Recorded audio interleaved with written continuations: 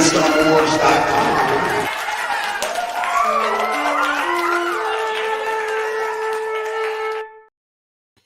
Hey everyone, I'm Jason Ward from MakingStarWars.net, and today I'm joined by my ghost friend, Rob. We're drinking Irish coffee. It is St. Patrick's No, I'm eating all the scoops you were gonna drop today. Like, hold on.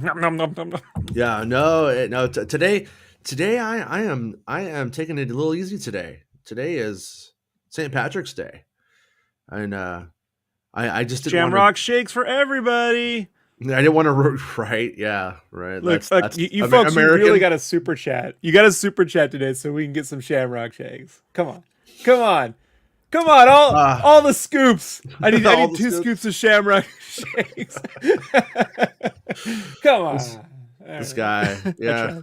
We could just throw some green dye on some Oreo cookies and pour some milk on it and call it a day. It's not the same.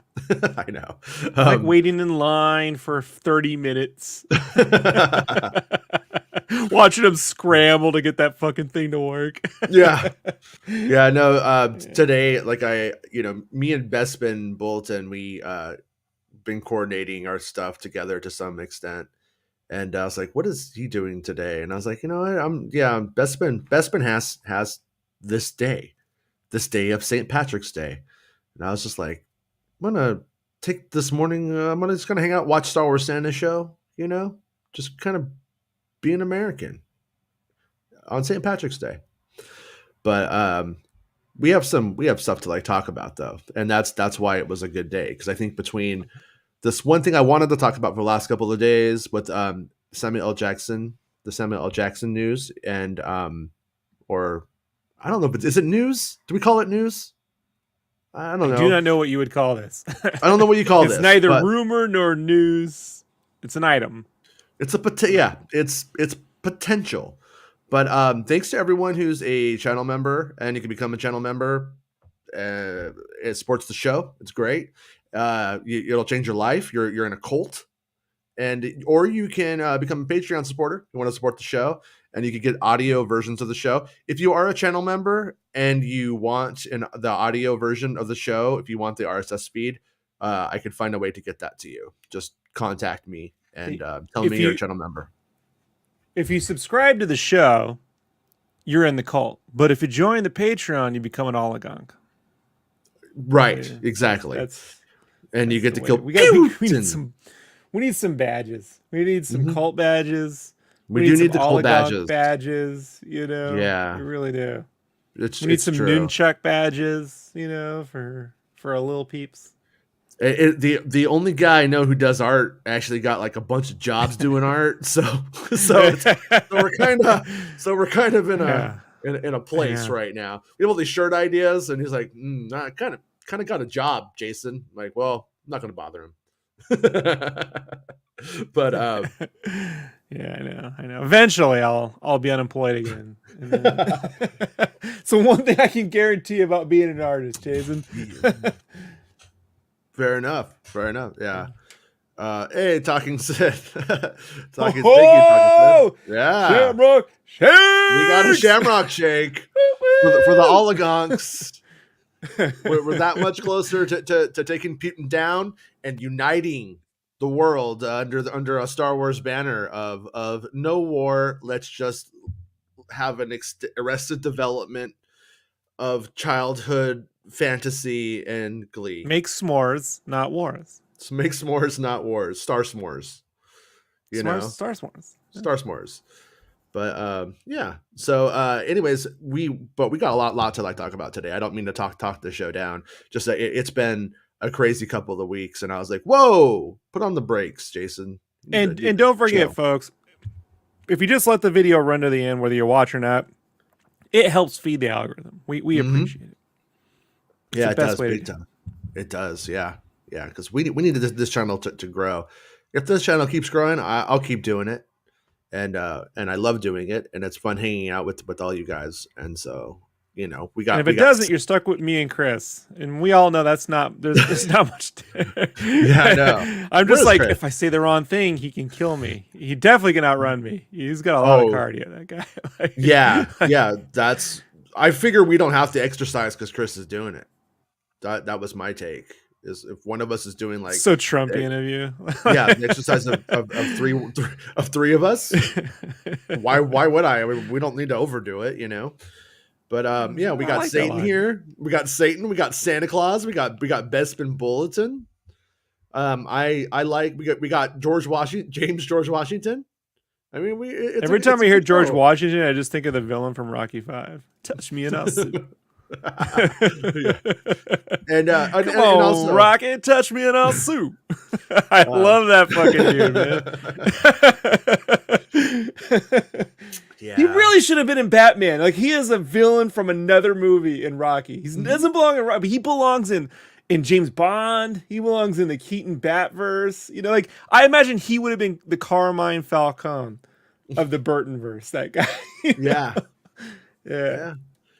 And if by any chance this Irish coffee gets me a little too wacky during the course of the show, and I say too much, just pretend I didn't say it, okay? Can we just all agree that if I start saying too much, we'll just pretend I didn't say it? That works on the internet, right? You can do that. Max, What? Max, are you here? There's Max's cats. Last night, Max and I watched The Greasy Strangler, and Max is converted. I was thinking, I was like, you know, and not to put you on the spot on the show, but maybe we could watch The Greasy Strangler when you're not busy one of these days as like a Patreon thing. Yeah, sure, like a year from now or something. You know, well, no, I mean, I plan on getting you fired. For the... Yeah, I plan on getting you fired in like probably like a week. Yeah.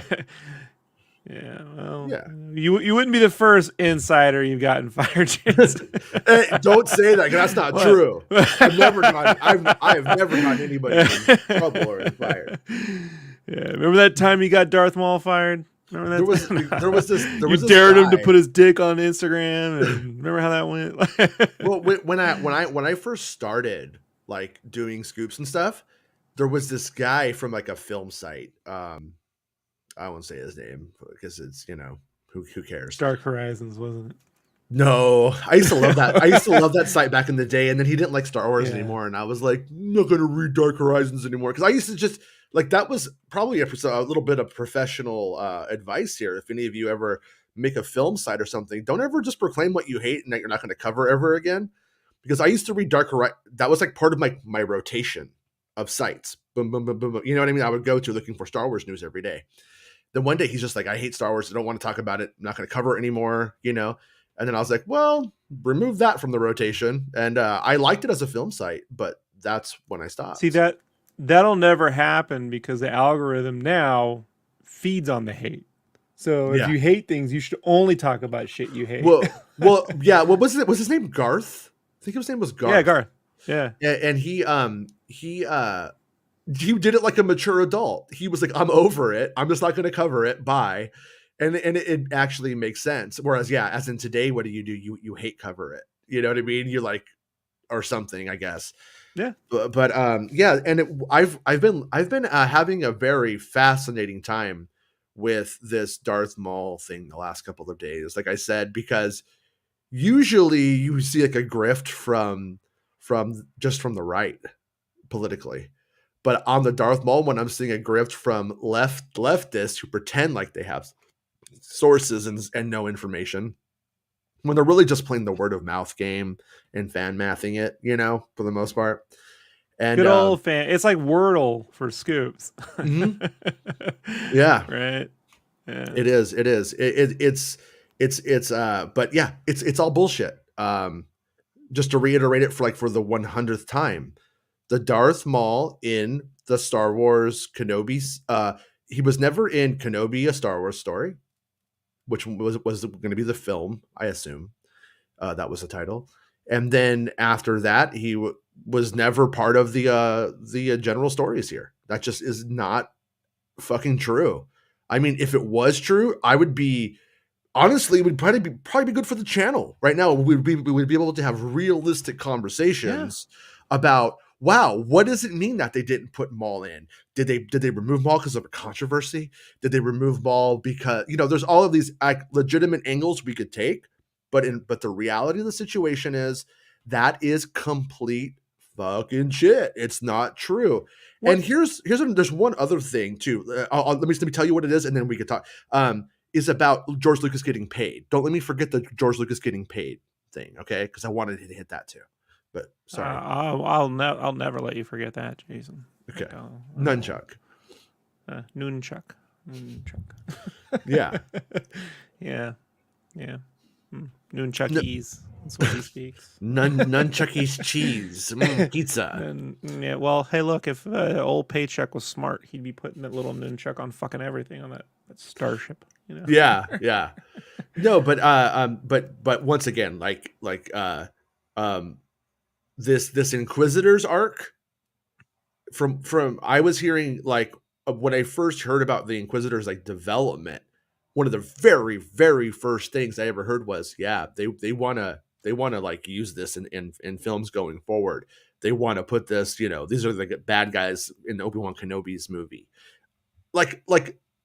Legit. I don't think I need to prove my track record especially in before 2019 at all. I shouldn't have to. Anybody's been you go as far back as 2005 for me. So that was you had some. It doesn't matter. Doesn't look when you end up on my radar. I mean, I was tracking Umberto Gonzalez before the Batman Begins script. Yeah, you know what I mean. Like when he was just like a PA on Entourage and stuff like that. You know what I mean. So I've been very good for some reason picking the winners. Scoop would have. I don't win nothing for this shit other than I somehow ended up on the show with you. I guess that's a win. You know, I'm just I get a Shamrock Shake today, so that's good. I'm green today. Yeah. I'm green. And Bespin talks shit about me all the fucking time, which I love. Yeah, I mean, we talk about how you're kind of a little bitch sometimes, but that's just me. Guys getting together, talking. Yeah, someone talking about guys, talking about girls. No, So anyways, they're trying to make it into a grift of Kenobi's is barely in it because of Rev or some bullshit like that. It's complete horseshit across the board. The other thing that I keep seeing popping up everywhere as if it's common sense, and I could tell you that common sense is a construction. Totally agree, but the people constructing it are just full of shit. And on this one, and that's that they will do something like make Boba Fett suck or not use Darth Maul because they have to pay George Lucas every time. George Lucas sold Star Wars in perpetuity. Perpetuity is not a planet in Star Wars. It's a concept. And they did not pay $4 billion to keep paying George to lease Star Wars and keep paying George. They did not license Star Wars. They do not have to pay George Lucas a fucking thing for anything. That is not true. That is made up. No more. No more than they'd have to pay Stan Lee's estate anytime they use one of his characters. They bought that shit too. That's how it works. Yeah. Perpetuity. Ed Catmull and John Lasseter are they don't have to pay them every time they want to use Woody and Buzz and shit. No. And whenever you see, I mean, don't be actually, try not to be that guy too much. I try not to be that guy too much. Actually, he sold it. And they bought it in perpetuity. But the reality of the situation is that that just isn't true. And on top of it, George Lucas owns a couple $2 billion in stock in Disney. So he's making the fucking money. He is. Bro, that was a couple billion in stock in 2012. Yeah. What is that now? 10 years later. Yeah, exactly. Yeah. I mean, it's if you want to talk about the financials, it's a few NFTs, Jason. It's a few NFTs. It's a few NFTs, yeah. But we do need to get. Maybe should I just try and go with a minimalist, just word, some of the words from the show or something like that, kind of things. That way people can support this, because we can't infringe on the copyright. I even had things that were completely within the scope of Disney had no right, and they took those shirts down that I had up for like years. They just like I Like think we're just what? like blanket flagging shit, things that were said like Broshek, which is a Boshek's a character, and I had the joke of We need Broshek, a secret site. We need a you secret know. site. We can hmm send them to the secret site, the cult underground. Something that doesn't say MakingStarWars.net I shirts. I We need think a second site. It's I like a think I need second sister. yeah, Yeah. I think I just might need to make like a t-shirt store under my name, for instance, and then link to that and not have it be called like Making Star Wars or something like that. Yeah. That way Jason it's Montgomery Wards. just the Montgomery Wards, yeah, something like that. Sorry. I'm But old. yeah.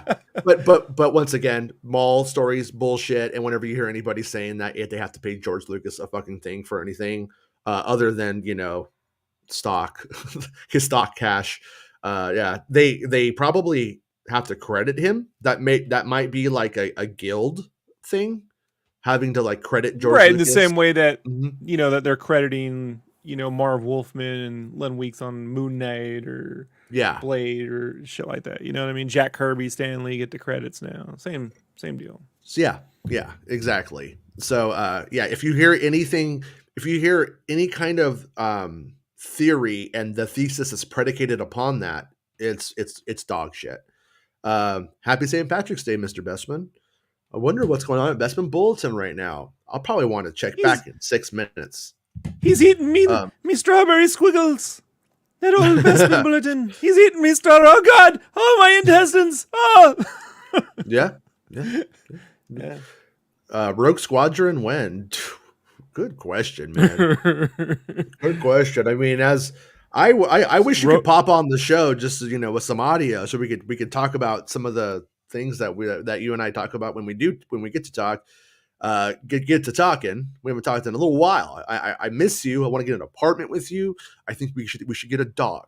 But that said, yeah, Rogue Squadron when, because when it comes to the Pinewood side of things, when I've been making the rounds there, I haven't heard anything that makes me go, that's going to start filming. It doesn't mean I'm right or that I'm actually, I can't be wrong. I'm not saying it's not happening. I'm just saying that, no news is bad news. I feel as though the Fast and the Furious crew is going to space before Rogue Squadron.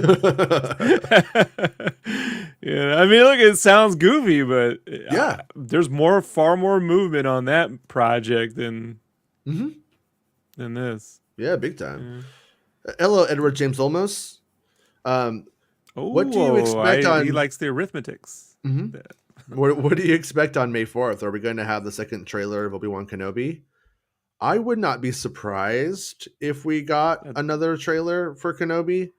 That's my bet. Yeah, I mean, I'm anticipating, there being some other kinds of promotion coming as well. Like remember when we were getting around the Boba Fett around that time, we started to see things popping up like ads that would play before, in apps and stuff. Even we even had some app ads. Excuse me. So I imagine we're going to start seeing stuff like that in May. When do So we get the May Fortnite 4th, skins, Jason? Like, right? they're gonna have them. Oh yeah, yeah. And I got to say, Bespin, I let you be Boba last time, so I think I get to be Kenobi, and you get to be I don't know. Who do you think it'll be? Kid Leia? Kid Leia. I do want that Grogu in the mech, though. You know what? I'm going to let you be Kenobi, but when Grogu in the mech comes out next year, I get to be Grogu in the mech. I think that's a fair trade.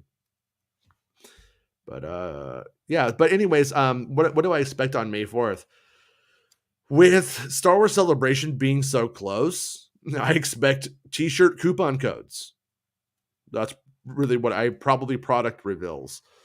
Maybe with Celebration being so close, if they haven't revealed things from Celebration, like there's going to be a panel about the sexy Jawas of the sequel trilogy.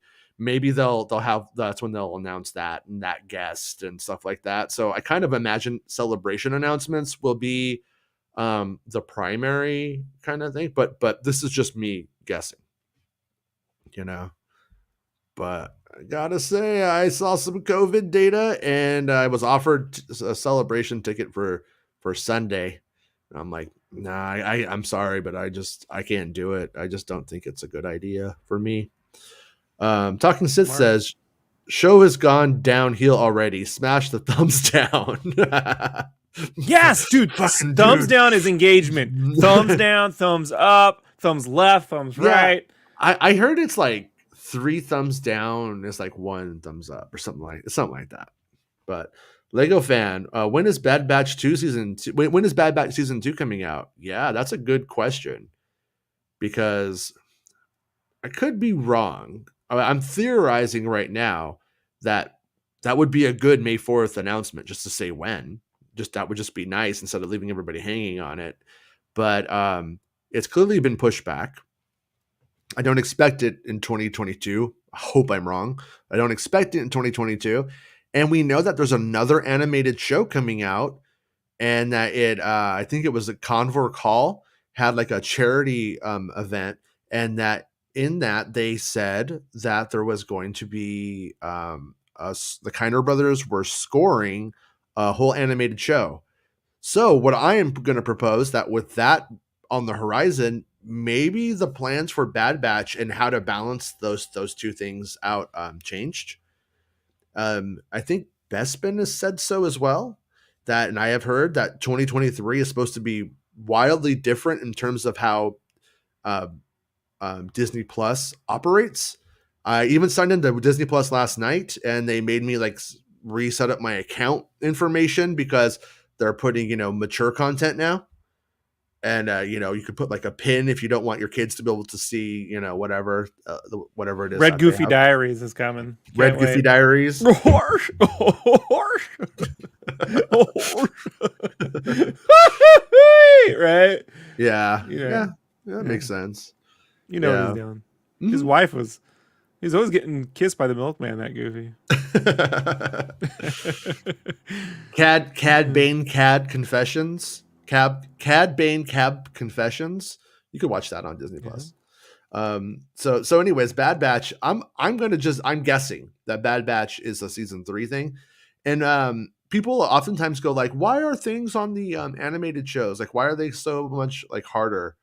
So, or like, why are they so weird? Like with animated stuff, one of the things about it is like the majority of the crew, if you will, they're in like Singapore or something. They're usually in other countries that aren't English speaking, that aren't following our community and stuff. So like if there's any leaks at all, they're not in English, and they don't ever jump over to the English side of things.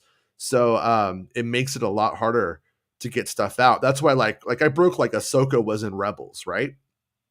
And Maul, and that both of those things were because they were going to well, one of them was because the PR people talked about it right in front of me. Then acted like I was sneaky. Like they just walk around talking about shit in rooms like that I'm in, like at events. It's like that doesn't make me sneaky. It makes you fucking loud, bitch. But but it's Smart. yeah. Oh, you really got us there. It's like, but You're not allowed to listen to us, Wards. It's like an unofficial. It's a citizens NDA. It's a yeah. citizens NDA. Wards, you can't. You're sort of your perpetuity, man. That's perpetuity. Perpetuity. But anyways, they So dumb, dude. But that's how they sound like when they're like, yeah, "You can't listen to us, man. It's unfair. not fair. I was supposed to know that fucking info." Like that same Star Wars person theories sit behind me. that same person got a an email going like, making Star Wars is getting unprecedented access, and we just don't think it's fair. And they canceled my shit. We need the shirt in the Star Wars format, right? With the yellow thing, it says unprecedented access. Unprecedented access. Yeah. Yeah. I mean, it's a long word. I'll have to cram it in there, but it's good. Yeah. It's like, well, all right, I'll make my own scoops. But gotta say, I'm pretty glad Bespin Bulletin just went right to scoops, because it makes the most sense. Hey, Mister Max, how's it going? Star Wars Satan says Lucas gets paid every time Disney uses a legacy character. No, no, exactly not. That is exactly what's not true, and it's this fake ass rumor that is pushed around by people who want to make it.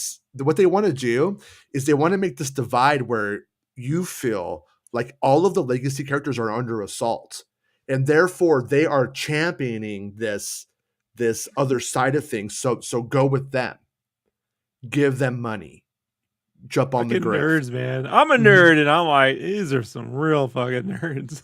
Yeah. Yeah, no, but I mean, well, what they're doing is smart because they're making they're making cash playing people this way. And it's not true. It's complete bullshit. And it does suck that you really can't make cash telling the truth in Star Wars. If you lie or tell people what they want to hear, that gives you the most money. And that's just the truth. Dan Echo says, any Ward, good to see you. Left from HK. Hey, nice. Wait, Hong Kong? That's pretty rad. I think that's Hong Kong, right? But hey, Yeah. Dan. Yeah, that's pretty cool. Awesome. I don't know if you've ever talked to somebody from Hong Kong on the show. So thanks, Better Dan. Hell's Kitchen. Either way, that's cool. From Hell's Kitchen or Hondo. You know, Frank Miller bought when Frank Miller got all that Dark Knight Returns money. He bought a giant studio loft, like the kind you would imagine an artist having in Hell's Kitchen. Okay, With the vaulted ceilings, like when Daredevil lives in and shit. Like he like has in that. Like, Chasing Amy when they have like those cool apartments. That's pretty. yeah, cool. he has that in Hell's Kitchen. Like how fucking cool is that? You write Yeah. Daredevil, you make Hell's Kitchen the most, and then you fucking move it. Fucking boss, dude. Like, it's probably all gentrified now. Oh yeah, no, it's probably worth 50 times what he paid. James Washington says, "I wonder if there was a project with Darth Maul for something, and Ray Park's Instagram incident put the brakes on things." I think that the concept of Maul was actually brought in by John Kasdan was the one who put him in Solo.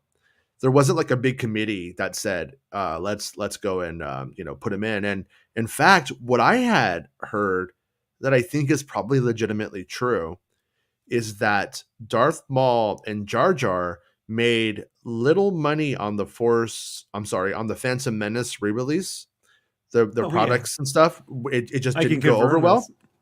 Yeah, and so they kind of became licensees. Didn't really, if you want to talk about what the assault on the classic characters were, it was from past failures and licensees not being that excited about characters coming in. And let me tell you, the day we got the style guide for that 3D re-release push with all the episode 1 assets and everything.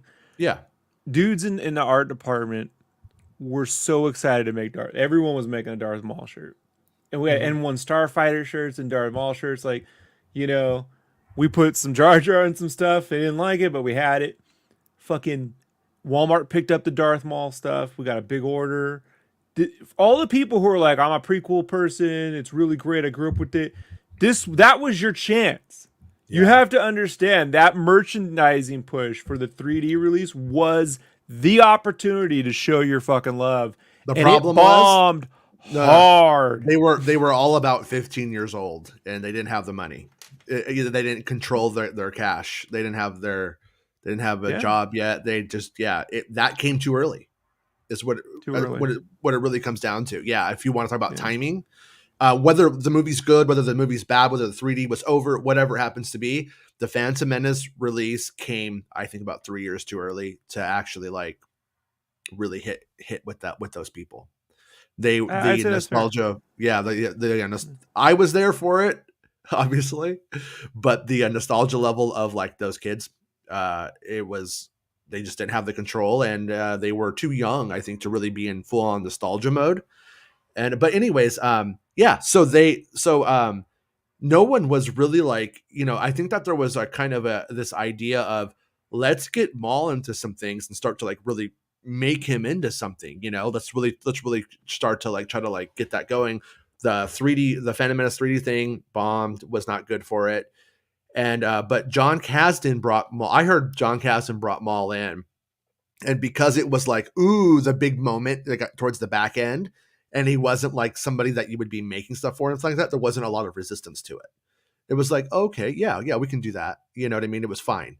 And then, so I think John Kasdan sort of kicked the door open for Maul to potentially come back into things. But what people need to understand is that when that was happening, when Solo, a Star Wars story, was out, or was about to come out, was being made, the Kenobi movie was probably being like developed at that point and written, but it hadn't happened. Solo hadn't happened yet. They think like it came out and then now there was always this whole thing. That's not really what was going on there. There's like this lag that people just overlook. But really quickly, we will go over to the Bespin Bull to the Bespin Bulletin website and see what the current Kenobi news is, because the rumor on the street is that he has some kind of Kenobi story coming out, and it's supposed He's to got be Space BG's hair coming back. It's supposed to be some kind of a Space BG's haircut. He's got a Space BG's haircut, and look at him! Exclusive: Benny Safdie's character in Obi-Wan Kenobi revealed. So there he is. There's Benny. Benny Saf dies in this show, more like it, right? Saf dies in the show. Get it? Amid speculation on who certain actors are playing in Obi-Wan Kenobi, I'm happy to report who Benny Safdie is playing in the limited series. I can exclusively reveal that Safdie is playing a Jedi named Nari, who's been seeking out Obi-Wan Kenobi. No, you can't. You cannot exclusively reveal that. I already exclusively revealed that. But Nari is hunted down by the Inquisitors and is the reason they arrive on Tatooine. In the trailer, I'm joking, obviously, in case anybody doesn't know that, that Safdie's playing Nari is all Bespin Bolton. In the trailer, you get two glimpses at Nari, one at a sort of bar where Moses Ingram's Reva jumps in front of him and ignites her lightsaber, and a shot of his feet as he's been hung. But the trailer also gives a small piece of the conversation between Obi-Wan and Nari when you hear the former saying, "The fight is done. We lost." I can add a little bit of information regarding the scene where Nari is confronted by Reva later in the teaser. My sister told him that Reva, the fifth brother, and the Grand Inquisitor shake down civilians, trying to lure Nari out, and all three enter an establishment, as seen in the trailer. We see the Grand Inquisitor giving a speech about the Jedi not being able to help themselves, which we partly heard in the trailer. The character Nari was previously revealed by Making Star Wars, who revealed Nari grew up in the Jedi Temple in Coruscant and has been seeking out Kenobi since Order 66. Nari finds Kenobi and asks for his help, but Kenobi refuses and advises him to bury his lightsaber in the sand. However, Kenobi rejects Nari's plea for help, results in the death of the young Jedi, something that will deeply weigh on Kenobi. Benny Safdie is best known for his directorial work alongside his brother Josh Safdie as the duo the Safdie brothers, who are probably most known for their films Uncut Gems starring Adam Sandler and Good Times starring Robert Pattinson, along with Benny Safdie himself. Benny has started forging a path as an actor in recent years, starring in Licorice Pizza, Pieces of a Woman, and recently signed on to star in Christopher Nolan's Oppenheimer. So look at his little feetsies. Look at those little feetsies hanging there. Take this part as a rumor, as I am confident on this, but I am Safdie playing Nari in other reports. But I've also heard that Simone Kessel is playing Bria Organa, and I think this makes a lot of sense. I think that is probably accurate. As I said, I'm not confident in this, but it's something I've been hearing on and off for a while. Kessel is currently starring in HBO series Our Flag Means Death, which is produced by stars Taika Waititi. And this one right here, this picture right here, we first saw from Chris, who hangs out with us. The Emperor Spreezy. He's all, hey, is that O'Shea Jackson? But in recent news, Making Stars recently reported that the roles of O'Shea Jackson, Straight Outta Compton, Indira Varma, Game of Thrones, and Kumail Nanjiani, Eternals. According to the report, O'Shea plays a humanitarian of sorts on Jabim, as part of a non-combatant section of the rebellion, which Leia Organa becomes intertwined with. Varma, as we've seen from the trailer, plays an Imperial officer, but the report says that Indira is actually on the side of good and is secretly working against the Empire. Lastly, Nanjiani's character is a point of contact for Kenobi when he's searching for Leia, and the character is sort of a Han Solo type, a handsome rogue who comes across quite seedy and a bit of a bad guy, but later you see there's more to the man than first thought. And yeah, so there we go. We have some good Star Wars news today, you guys. You know, All and right. yeah, I mean, I feel like I don't know. I feel like we have probably filled in who everybody is in the series from the cast lists, especially in a lot of ways. I mean, no, it's not 100% like on like Bria Organa and stuff like that, but I think Bria, I think he's right. You know, I think he's right on that one, personally, because I don't know who else she could be. Bespin says, "Fight me, Rob." You gonna fight him? You gonna fight him? I know Old how. Scott Farkus out here with the coonskin hat trying to pick a fight. Yeah. So Yeah. here's the thing, Dan. Yeah, I've Is been like, working out a lot lately, Bespin. I'd be a little wary. I haven't oh, lost my weight yet, so I definitely got 20 pounds on you. You know, and I've been tossing a 15-pound kettlebell for about an hour a day for about 2 months. I don't know, man. You know, you may want to hold back on that. A good time to find me would have been January. he's been tossing out some Star Wars Yeah. spoilers though, and I can tell you those are a lot of Yeah. work. Too, a lot of work. I Too. mean, all the scoops though. I got the weight. A Doesn't lot of really work matter. too. No. One thing is when it comes to like the like Ray Park stories and like the Daniel Logan thing and all that kind of shit like that, I will say I don't know a lot about that stuff. I don't know any inside stuff at all, and I honestly kind of like don't really care. But there were a lot of people pushing a lot of fake stuff around when that was happening. There were people pretending to be like his kids and all kinds of just dirty stuff. People that think, you know, people's lives are a role play adventure. You know what I mean? So so I don't necessarily believe too much of what you hear unless you know for sure. But you know, I kind of doubt it. You know what I mean?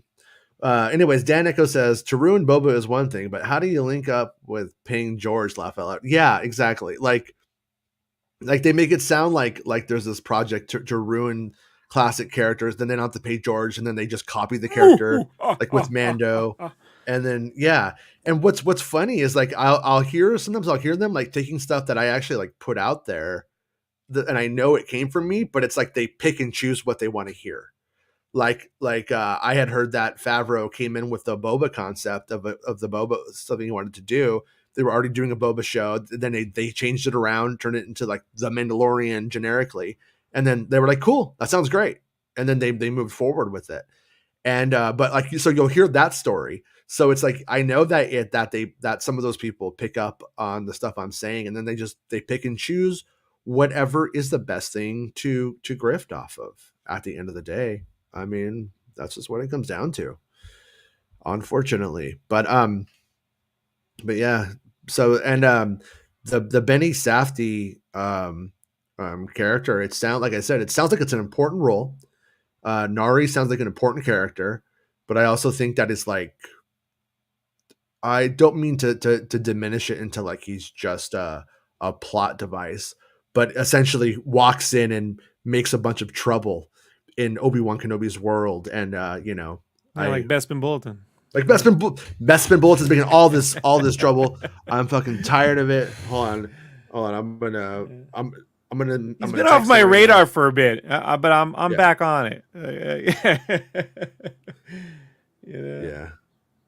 All right. So fuck you, man. You piece of shit. Fuck you. Yeah. You piece of shit. Yeah. You are scooping on Kenobi now? Yeah. Fuck you, competitor. Love you lots. Peace. Hugs Love and you. kisses. Love you lots. Hugs and kisses. Here's a super die. Die. Okay. All right. I said that to him. And then we So super chat a show. Like Bespin does have to come on the show, just an audio. I'm tired of this. I'm tired of this text game. Come on the show as a little voice in my ear, like Rob right now. Yeah, come on, coward. Yeah, what are you afraid of? Come and break something on the show, pussy. I have taken off my makeup. Now let's see if you can take off yours, right? As I'm a ghost. It says Rob can get these hands, but like the hands of the Inquisitor people. Oh no, he's offering an unsolicited massage again, Jason. We had that talk the last time he was doing this. You know, like yeah, it's true. Yeah, he's giving me the old Robert Kraft. You know, imagine that guy in Star Wars though. He's like they cut off my hands. Uncle Owen stops him in the street. Uncle Owen says, "Hey, don't be a dick," and he's fine. I think we're getting into our. They call me C.O. Bibblehands.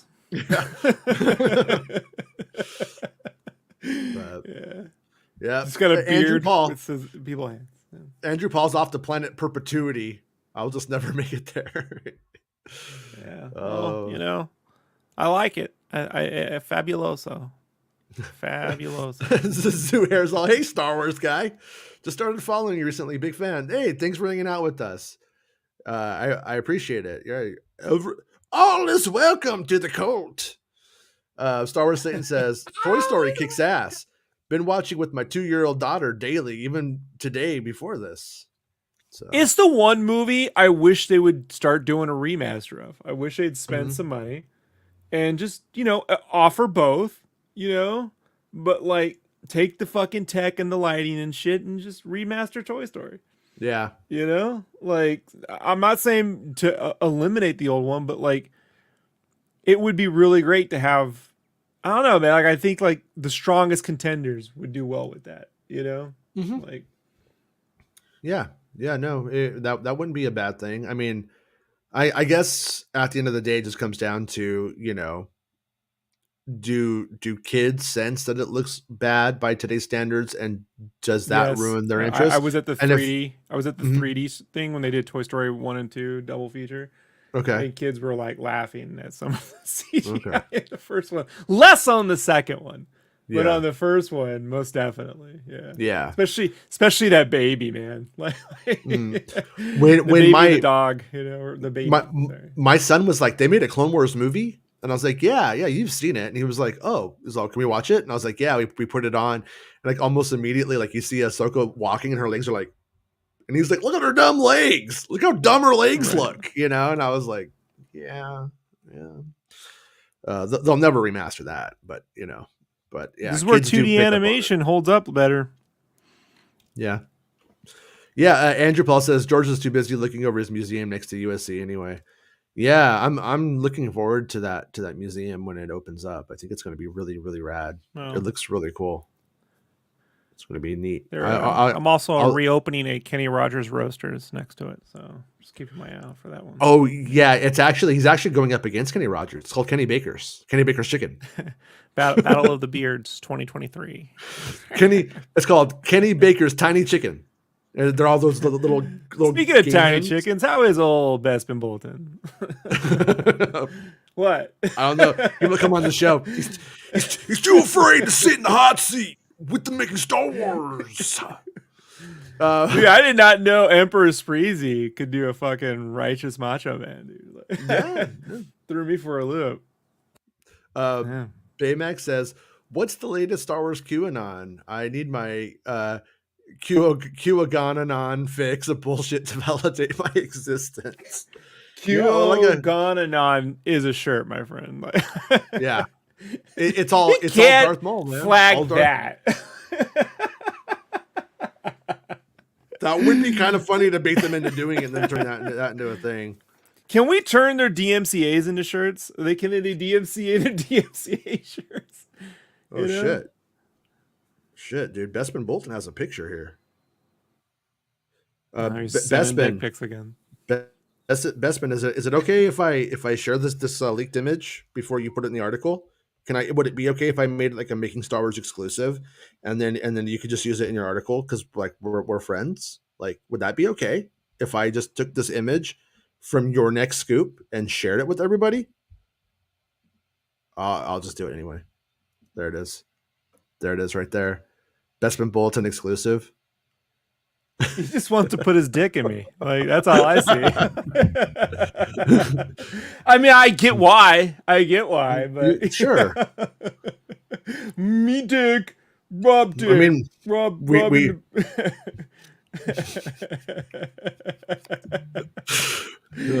right.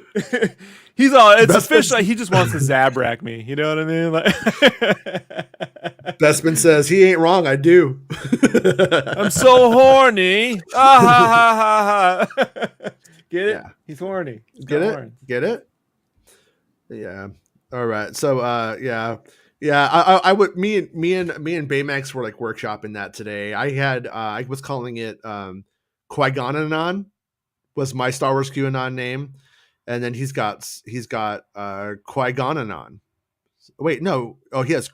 He probably meant Qui-Gon. I don't know. Who knows? I can't keep track of it. Hey, Tibor, how's it going? Instead of a cool Star War, a terrible real war is happening right here in the hood, and your scoops help me look forward to something great. I started rewatching the old shows, and I'm laughing my ass off. Hey, thanks, man. Yeah, sorry, man. Tibor, man. Yeah, that's a huge. Fuck. Yeah, because you're really, really close to that. I know. We were. I started to feel guilty the other day when I was like, when I was pretending to be a Russian oligarch. I was like, should I be pretending to be a Russian oligarch? That kind of suck. But I was like, well, as long as everybody knows we mean well. Michael J. Porter, Bartholomew II says, hello, Jason. How's it going? Yeah. After I feel like Bespin Scoop today might be the setup to a joke for you, to a Michael J. Porter Bartholomew II joke of the day. 3 Inquisitors walk into a bar. Tibor says, I think Lucas still owns Skywalker Ranch properties and Disney pays the rent from that. Yeah, honestly, on that one right there, it's like, when it comes down to like Skywalker Ranch, makes sense. They don't own the Presidio. The Presidio is always leased. And I kind of wonder if at some time in the future, if we'll see the Presidio close down. But yeah, well, they're white slavers, and I'm a white slumlord, so that's how it works out. Oh man, we cancel each other out. It's balance. Can we start calling him the Disney slumlord George Lucas? He is. He's the Disney slumlord. Disney slumlord George Lucas. Poor Disney. They're just renters who are just trying to make it in this world. And poor Disney. Poor Disney. There's something about saying that I instinctively laugh. I'm not forcing it. Yeah. Poor Disney. Brain games is now over. Yeah, I know it's such a bad situation, Tibor. I hope everyone. Obviously, I want everyone to be okay, but I hope everyone related to you and in your circles and stuff like that is safe and relatively, doing okay considering. Because it's like not an hour goes by for the last month. I keep praying. I'm not even a religious person, but whatever you want to say, whatever it is we got to do to I'm trying to manifest this to fucking end. Mm-hmm. Like it's so fucking horrible and stupid. Like anywhere in the world, I just want this shit to end, man. Yeah, it's fucking dumb. I want the wars to be on TV. Or in Call of Duty, or in Space Pants, Bespin versus Bespin in the case of the crazy crabs. He's been sleeping on your couch again, Jason. Careful, Yeah, I knew someone who's like, somehow I got crabs. You could screen cap or quote this too. Somehow I got crabs because I slept in somebody's bed and I guess they had it. And I was like, yeah, sure. That's how you got it. Sure. Zoidberg's got crabs. That was like back in the like the 90s that I heard that. I'm like, do people still get crabs? Is crabs still a thing? Have we eradicated crabs yet? Because it's pretty funny. Before you know it, man, these fucking right wing crazies are gonna start making that their official mascot. Bring it back. The You crabs, know, asbestos and crabs. more crabs, no COVID. More crabs, no COVID. Yeah. If it were safe to go out to their rallies, you and I should go out and do that. But it's just not. What we're saying, man, is that it basically like all I know is that Biden is the president and we got COVID. And before that, we used to just have crabs and it was okay. You could just kind of comb it out, you know? So, Talking Sith said, Fast and Furious already made it to space. Okay. I thought they might have. Honestly, I thought they might have made it to space already. I thought. What do I know? Happened. Yeah, but okay. Tom Cruise will make it to space before Rogue Squadron. He hasn't gone to space yet, right? No, Tom Cruise went to space in I think he did doing an anti-gravity thing. What? Yeah. I don't have anti-gravity, Jason. I feel like there's no such. Hold on. Wait. Okay, wait. Tom you got the vomit comet. You got the vomit jet. That's not anti-gravity. That's. Okay, well, I'm looking it up. Okay. So here we go. Okay, I think I found it really quickly. So let me share. Let me share this right here. And then we'll look at it because I'm pretty sure Tom Cruise is. Picture of Bespin sticking something in me again in it. Like, I stick it in you. Okay. So, UK company behind Tom Cruise space film unveils plans to launch space movie studio. Introducing C1, reportedly coming in 2024. On Thursday, a UK-based company claims to be producing Tom Cruise's upcoming film in space. See? Tom Cruise's upcoming film in space. Yeah, but he hasn't gone there yet. We can't prove that he hasn't. Said it plans to attach the first that ever. Fucking dude, I like him as an actor, right? As a person, I don't fucking know him, but like he's such a PR guy. He'll be crowing about that shit. Doesn't matter if they drop a nuke, he'd still have a press release about him in space. You know? Oh yeah. The second it happens. The section is called Axiom State. Axiom hopes to launch its first module called Axiom Hub 1 to the ISS by 2024. The company will then build out of the space station before eventually separating it from ISS in 2028 and making it a free-flying vehicle. So there you go. Tom Cruise in space. You asked for it. You got it. So the young boomer, how's it going, dude? Grogu and IG-11 as the weapon to surpass Metal Gear.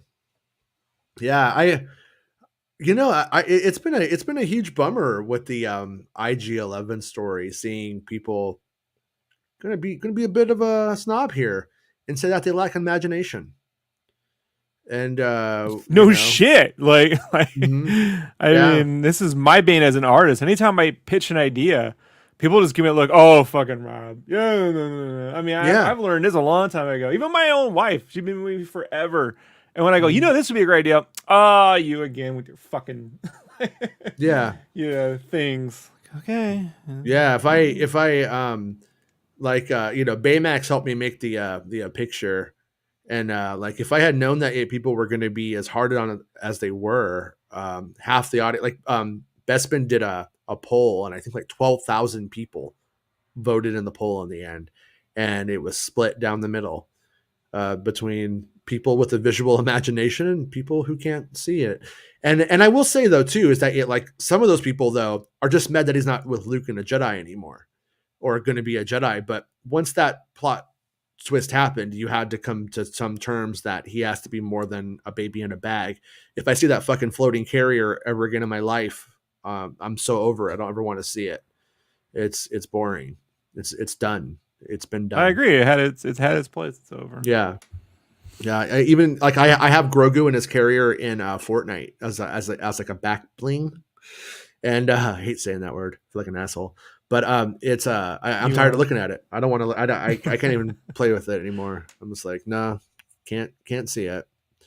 James says, I hope we get Star Wars droids details at Celebration, and also hope it's related to the 80s animated show. Those characters are wasted not bringing them back. Yeah, there were a lot of like archetypical or whatever kind of characters that like if you took them out of the genre of Saturday morning 80s cartoons and develop them today or put them in stuff today, they would totally work. Sal Jobin, great. Great. You know what I mean? The bad guys, they're all great. Like it would be nice to see them showing up in other things down the road. It would be a fun nod to the past, to what Lucas and Ben Burt tried to do and didn't get to. And we've seen stuff pulled from that show in weird ways in the past too. Like we saw Grievous's wheel bike shows up there first, believe it or not. Hey Hawk, how's it You going? know, Jason, even if I had sat down and draw, I'm a cartoonist. These fans, what they would want is like the boss logic with the photorealistic textures and it look all like it was a piece of promotional art from the show. I would draw it on a napkin and crayon. You know what I mean? With like a swirl scribble of green in the center for little baby Yoder. You know, and I'd give him nunchucks. You know, like I draw the map to death where he's just like killing people with stabbing them. Like they don't want to see that. They want to. Yeah, they would not appreciate it. So I don't know if it would have been better. You know? Yeah, probably wouldn't have been better. Probably wouldn't have been. But then let's go over before we get too far out here, and let's talk about the Samuel L. Jackson story. I'm just going to pull it. I don't know. I know it came out on the Happy, Sad, Confused podcast, and but IGN has an article on it. By the way, can I just say I love this streaming service so much better. Whenever I say to share the article, like whenever I put it on there, it puts it right on the screen for me. Unlike the other thing that really sucked. So, anyways, but Samuel L. Jackson still wants Mace Windu to return to Star Wars, by Ryan Leston. I'll learn the lightsaber left-handed. It's pretty good. Samuel L. Jackson still wants to make his Star Wars comeback as Mace Windu. During an interview with Josh Horowitz on the Happy, Sad, Confused podcast, Jackson made clear once again that he would return as the Purple Saber Jedi despite losing a hand and being fried by lightning. There's a huge history of people with one hand returning in Star Wars, Jackson made clear. That's fucking fair. I just gonna say it. That is completely fair. The last we saw Mace Windu was in Revenge of the Sith, as Anakin tells him of Chancellor Palpatine's betrayal, unmasking him as Darth Sidious. Before he can act, Windu is cut by none other than young Anakin, losing his hand before Palpatine follows up with a devastating torrent of Force lightning, presumably killing him off screen. However, the Jedi do have a bit of history when it comes to losing a hand. After all, Luke Skywalker had his wielding hand cut off during The Empire Strikes Back by Darth Vader, the older Darth Stark side-aligned Anakin. We really need to speak to someone about his penchant for dismemberment. It's far from the first time Jackson mentioned returning to the role. He was discussing the idea as far back as 2015, despite his character's apparent death. Unfortunately, he hasn't had any official conversations about it, and admits that the only person he has approached is The Mandalorian and Book of Boba Fett director Bryce Dallas Howard. The only person I've ever said that to about coming back was Bryce Dallas Howard, he says. I just did a movie with her, and she directs episodes of The Mandalorian. So I go, so you think you might be able to hook a brother up? I mean, you like me, right? And she's like, I love you. You're amazing. So put me back in. I'm ready. Supposed to, yeah. What if she was like, I don't know. So honestly, Mace Windu's kind of a weak character. So put me back in. I'm ready. Put me in, coach. I'll learn lightsaber left hand. Thought I was getting Chris Rock. Sorry. Yeah.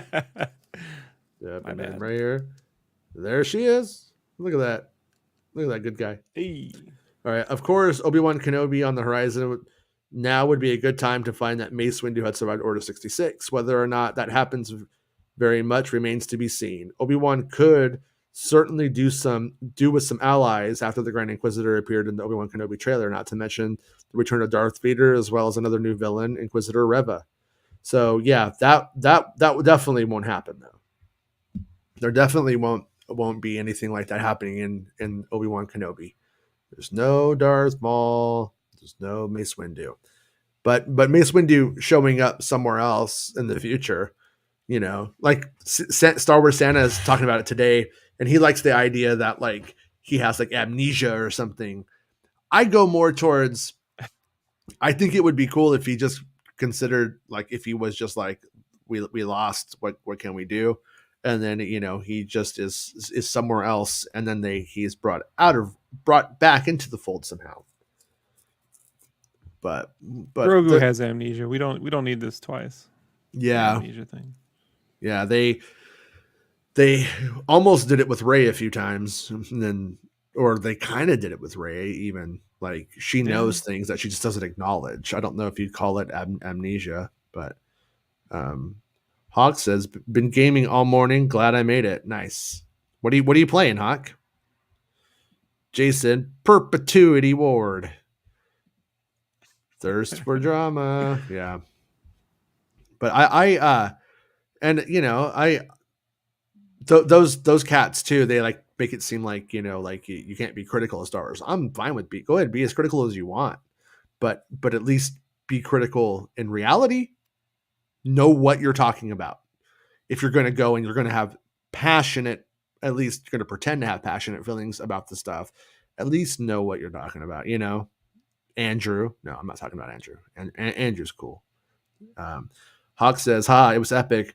I had to show my friend who actually cosplays him for kids. Wait, what? Macho Man?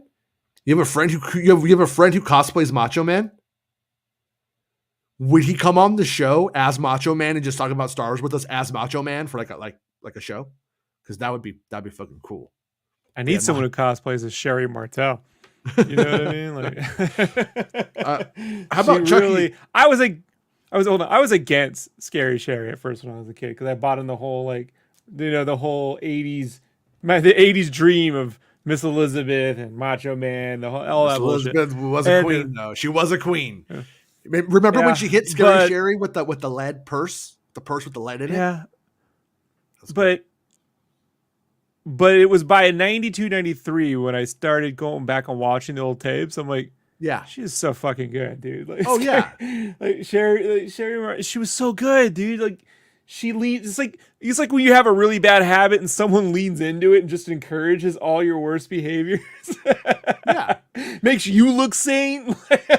No, I think it's safe to say that whenever you have a wrestler and they're hated, that's a great performer. There's one where they're doing a promo, and she's like climbing up a cage in right off camera. She gets off, but she doesn't know she's still in camera. She's going underneath the like behind Macho Man to make it look like she went around him. Yeah, but they're in camera. Yeah. It's so good. It's so good. Oh man. Makes me happy. Hey, thanks, X-Wing. X-Wing just give us a super chat of $4.99. Venmo wasn't working. This is for the feet pics. You got it, dude. Bunions and all. Gotta say, Shamrock. Gotta say, I got those little tiny baby toes that look a little like Sloth from Goonies. All I'm saying is we got someone we got a fan named Quentin. Mm-hmm. Yeah, we're willing to take feet pics. So thank you, X-Wing. Should do a Crimson Dawn live action series on Disney Plus. Yeah, let me ask you this, dummy. I don't mean to call you a dummy, but your name is Dummy. I thought for a second you were calling him dummy. I had to look back for. Let me ask you this, dummy. Okay, yes, Dad. No, when like sometimes we can not make them, but we can encourage them to do something. Like Obi-Wan Kenobi, it's a property they own, a fictional person, it's a character, and they can utilize it. We tell them we want them to utilize it, they do, and we helped make it happen. It was obvious, but we helped make it happen, right? But when you go out a certain far out enough, then I feel like they get weird about it, like where it gets like the Crimson Dawn thing, fans talking about it. I wouldn't be surprised if us talking about it so much and it becoming a thing, we just turned them off to it in a weird way. I could be wrong, but I'm curious if Crimson Dawn ever does happen. I don't know for a fact, but I've never heard anybody tell me anything about a Crimson Dawn story coming. I've never heard anybody say that like that was in the cards. And I've never heard any like, hey, we're looking to really develop Crimson Dawn. I feel like Crimson Dawn kind of probably most likely got really messed up by Solo a Star Wars story not connecting. And Well, then they're now I cowards. think, I and mean, well, no, but now then it's in the comics now. I think it got regulated down to the minor leagues, if you want to look at it that yeah, way. I this is the thing, man, though. Like, Marvel's done such a good job since 2008 Mm-hmm. of building off things and rewarding. Even if you hate Age of Ultron, hey, they bring back, WandaVision, right? Then pays off all that stuff, and now they're building, like, eventually they reward their audience for paying attention.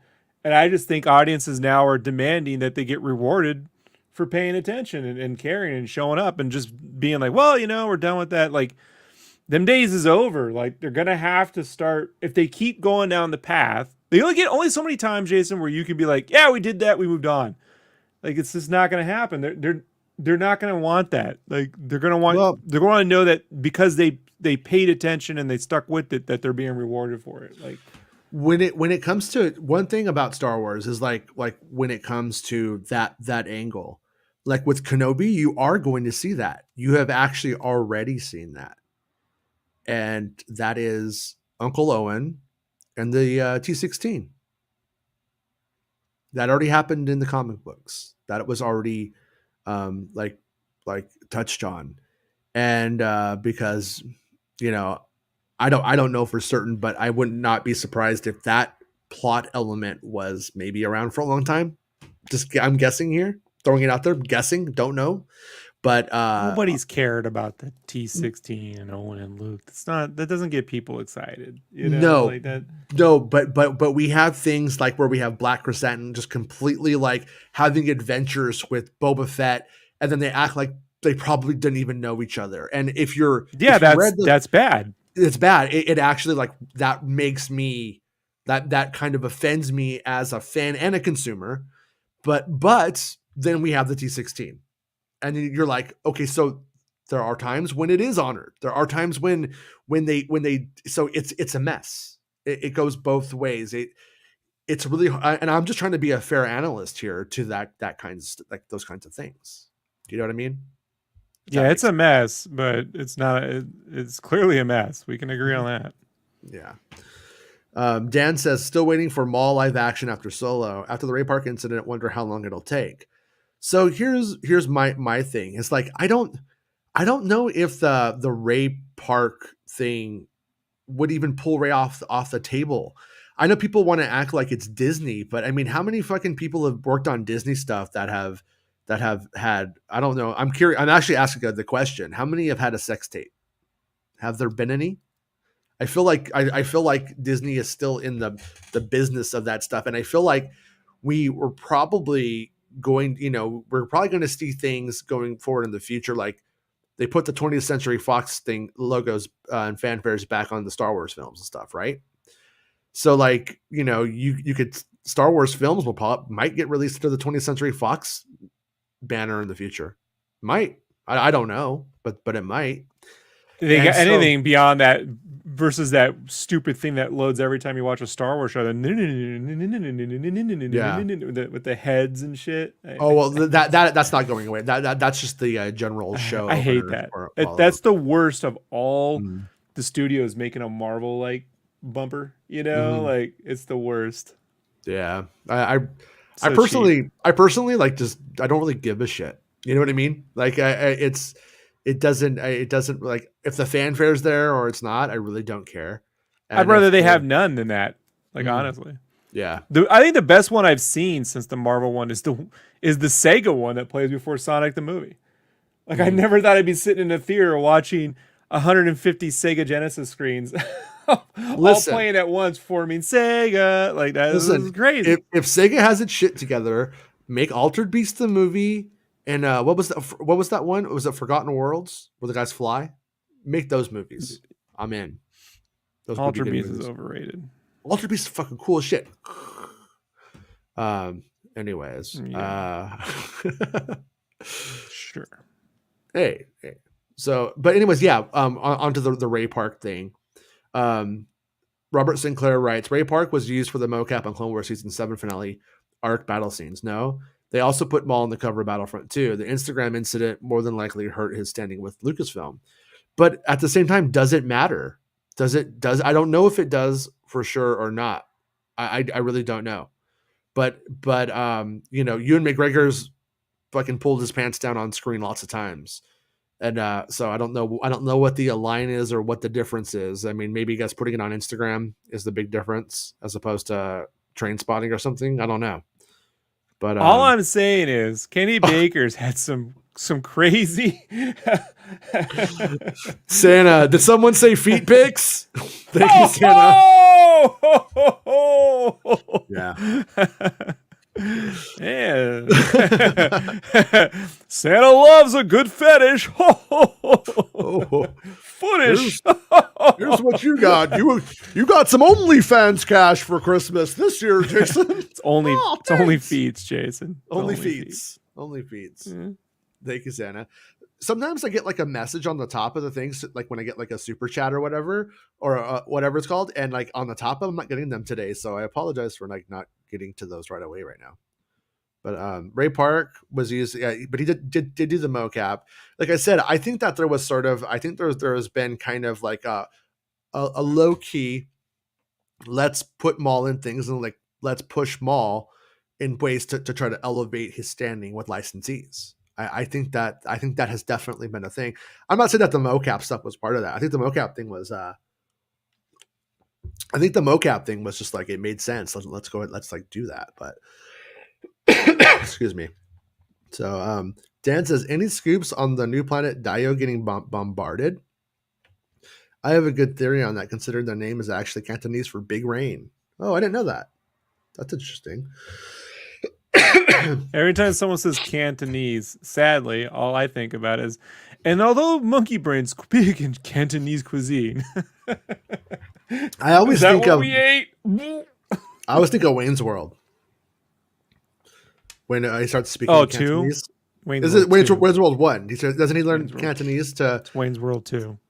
It's in 2 that he speaks Cantonese. I thought it was in 1. Yeah, it was when he went to see Cassandra's father. James Wong plays her father. Yeah, but he talks to her in the first one though in Cantonese, and like they have like a whole conversation, and she's yeah, they're at the bar, right? Yeah, talking about when he's doing the whole voice dub thing with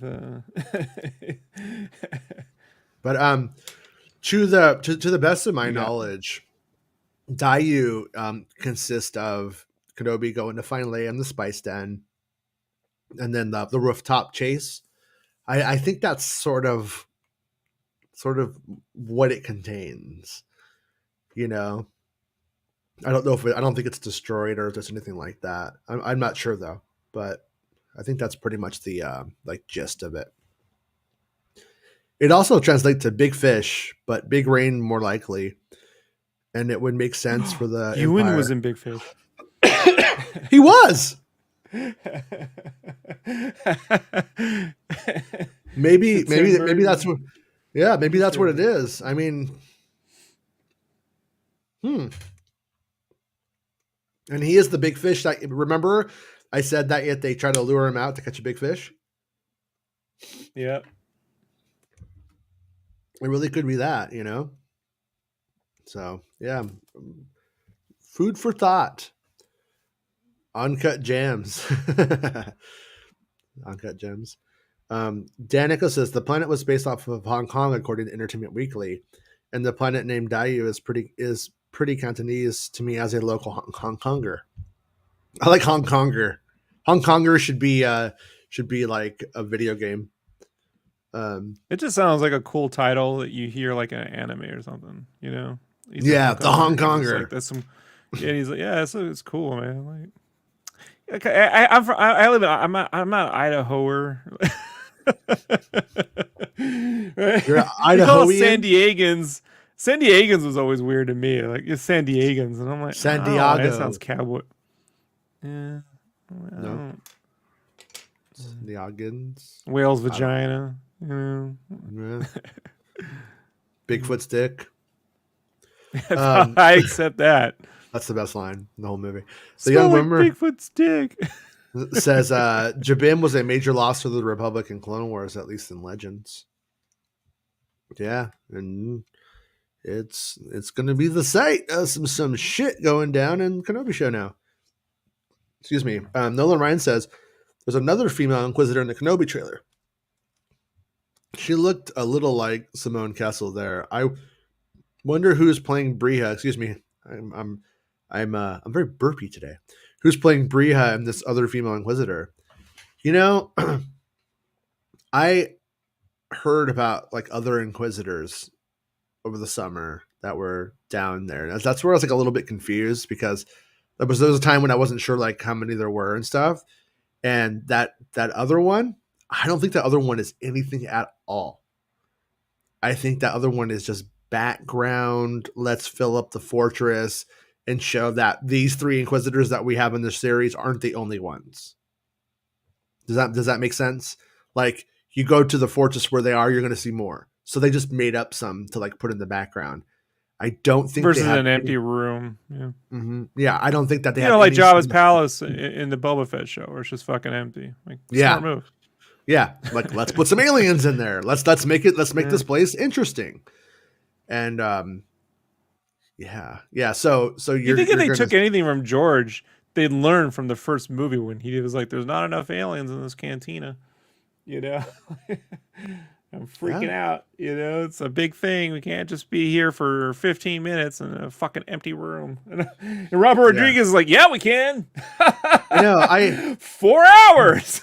I was like watching it the other day, and this is probably a dumb idea, but when I had it on, because like, you know, I like to put things on because sometimes like you could get like the hyperbole around something can take on become more true than reality to you. So I like to put it on. So like, I'm just like familiar with it and I keep my analysis grounded in it, you know? And I put it on and I was like looking at Jabba's palace and I'm like, this is so empty and boring. Like they really took something that was so fascinating to me as a child and made it boring. They took away everything that was interesting about it, which was the characters. And I was like, but you know, you do have like people want to kill Boba. There's these reasons to like not to happen, but he brings in all these young people. And like, it would be funny or interesting if he had come back and then they're basically having parties there. Yeah. And then he's like, you know, like the weird science episode and shit, well, you know, like they got their gang buds are just allowed in to hang out. Yeah. And then like, you know, he could have had like a line with what's their name. And she could have been like, they're young, you know what I mean? Or something like that. And then he just is like thinks this is not good. This is stupid, but it just kind of is what it is.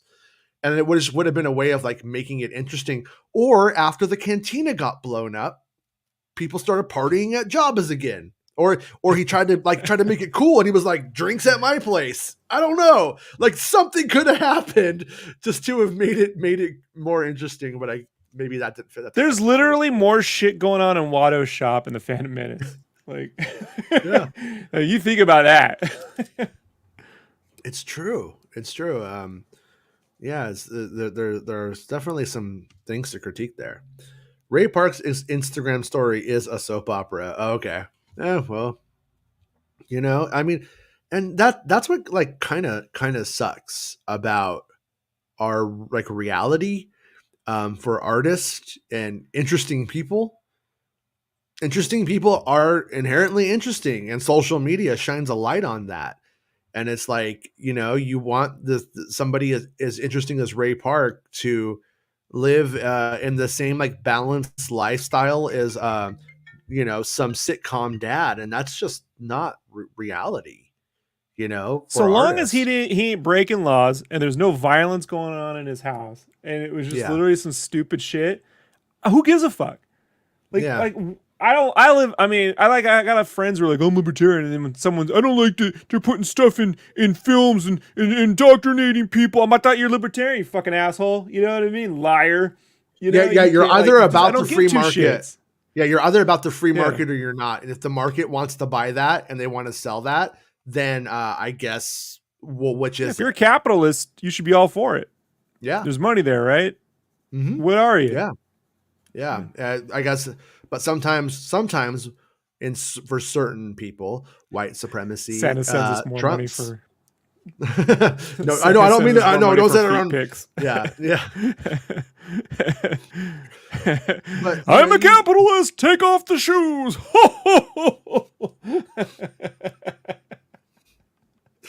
Baymax says, "I don't know about feet, but there's a thing pics." Yeah. And hey, I say if you got it, flaunt it. If you got a Yeah. double-sided lightsaber in your pants, hey, swing it around, bro. You know, just don't hit me with Isn't it weird how the guy that's known for a unique lightsaber drops his? Yeah, known for the saber. But I mean, yeah. But it's like, I don't know, yeah, I don't expect my musicians and actors to be any songwriters and that kind of stuff to be people to model your life after for a healthy balanced life. It's just not. Like, go to LA for fucking 10 minutes and then walk away going, well this is definitely how everyone should be. It's just not People treat reality. creatives, Jason, like they're fucking the actors at Disneyland dressed up like Cinderella, and Yeah. they're hanging out with your kids all day and shit. It's like, no, man. Fucking, like, I remember I was in art department and they were complaining that us artists didn't socialize enough. I'm like, and I just shut up. We're fucking artists. We sit in our rooms for 20 years. That's how we got this job. You know what I mean? Like Yeah. we didn't get this partying and hanging out at Del Mar after work and shit. I'm going home and drawing after this. You fucking loser. Exactly. No, and that's the thing is like people don't get into art and music and all the stuff like that because they feel fucking balanced and good. Generally speaking, it's just true. If you felt like you were just perfect, whatever, you'd have nothing to say. You'd have no art to make. And I mean, I'm generalizing a bit, but that's mostly like true. People who want to be seen generally feel on scene, and that's what makes artists. And you don't come across too many people that are, I don't know, like Dave Grohl is one of the ones that you'd say like, oh yeah, he's been making art for 30 years 40 years now, and just is a good guy, it seems like. But there's not that many of them. Most people aren't that most of the time. I mean, look at the people he's been associated with: Courtney Love and Kurt Cobain. I mean, it's just Right. like for every right there in that circle, 2 out of 3 did not turn out so hot in the big picture. Batman 89 so good. Yes, finally we acknowledge the truth. I'm with you. Sure. I love Batman 89. I don't I need think my Batman's neck to turn. I need the Batman to I need him to look intimidating and cast a strong silhouette. Right? I need Prince. I need Party Man. But all right, boys. Here we go, boys. You like that? You like that, boys? Yeah. Here we go. Only feats. It's a sequel to Sneakers. By the way, Batman 89 is the only movie that has treated the storage of Batman's costume properly. Like, you would have it in a giant fucking vault, right? Right? Yeah. Protected, Yeah, that one that Arkham game I'm playing on Xbox did a pretty good job with it too. Oh yeah, I forgot about that. Yeah, it's been a few years since I played. But I love that game. It just pulls from all. It's like what's cool in all the Batman stuff out there. I love that. Except for the driving of the Batmobile. Oh, the fact that you can't be the other Batmobiles like in the main game. Yeah, that part is a little bit frustrating. Yeah, that's a valid critique. Junkbox says, "Too bad they don't make a live action Clone Wars film, or even a show for that matter. If they redo, I was hoping they would make that in 2002. Now you understand my frustrations. Fair enough. That's fair. But we are. I think we are in positioned better than ever for that to actually happen. I mean, when you really get down to it, like, it's more possible now that we could see something from the Clone Wars made than ever before. You know, they have Hayden and Obi-Wan de-aged in this. They're young. And also we're going to have people going, where's the fucking Clone Wars armor? Where's the Clone Wars sequences and stuff like that if there aren't any? You know, I don't know what I Where's don't know. Dirge? Oh The god. fuck is Dirge, man? No, you're going back too far. We go like What? 2000, we go like 2008 is when the Clone Wars start for that stuff. But I'm talking about the timeline. I'm not talking about. I know. Dude, he wore the armor in that cartoon. Kenobi was wearing the clone trooper armor with the cape. Yeah. Happened in 2D first. Yeah, and it was cool with the cape. I like the cape. Yeah. Mm-hmm. So, Bespin teasing us, but anyways, we to go back to what Junkbox was saying, and thank you Junkbox once again for being a channel member, and for everyone who is a channel member and supports the show who can right now.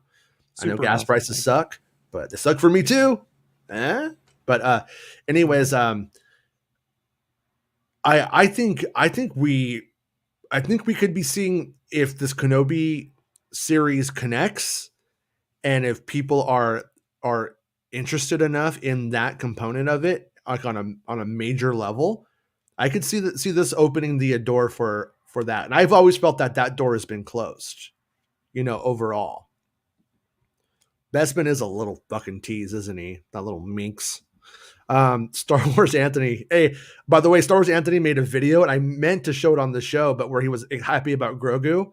When we get back to that Grogu thing, if it's okay, I wanted to ask Anthony, can we play the video? You posted it on social media, so I assume it's okay.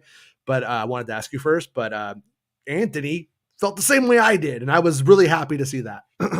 Anthony says, my kids are 6 and 8. Mine too. They still watch the first Toy Story without complaints about the look. Yet, they think the original trilogy looks weird and won't watch it. I've considered disowning them. Yeah. Fair, yeah. You know what's as someone who was disowned, I can tell you they can turn out better for it. Hey. my son loves Return of the Jedi, but he loves it for the weirdest reason ever, and that's Lando's scream. When he goes, "Wah!" He just thinks it's the funniest fucking thing ever. It's just like, and he likes Lando, but he thinks that's fucking hilarious. He's the only one to rival. It's not as good as Harrison Ford's, you know, yeehaw, but it's the only one that gets remotely close. Yeah. No one else. Good. Jake Lloyd's is pretty bad. Everyone else is pretty bad. All the extras in the Phantom and the Force Awakens. What was Jake Lloyd's? Wow! I like, Mom, I did it. It's when he blows up the oh the no, that's good. So, woo! And he goes, woo! I'm really sympathetic to his plight, but that could have been cut. Woo! I think it's great. A little tear comes out of my eye every time that happens. Yeah, well, I tear up too, but for a whole other reason. Cassian Andor, Jabroni Juan Kenobi says red claws are just Zima. Baymax says, I was creeping on Rob on his Sketchcraft live stream earlier. He was secretly watching the Greasy Strangler on his phone. I wish. It's so good. It's so good. I love it so much. I've watched it 3 times now.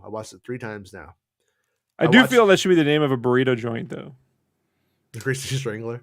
Yeah. Yeah, where you grab the burrito, it's greasy. Right? Just strangle that fucking thing while you eat it. All right. Yeah. Well, hold on. Wait 1 sec. You know what? I'm gonna go on a limb here. I'm gonna see what happens. Greasy Strangler. Can I pull the hot dog scene? Pull the. Okay, I think I might have found it. Okay, here we go. We're gonna see what happens. I don't know if the show gets taken off for it or whatever, but you know what? Sometimes it's worth it, Rob.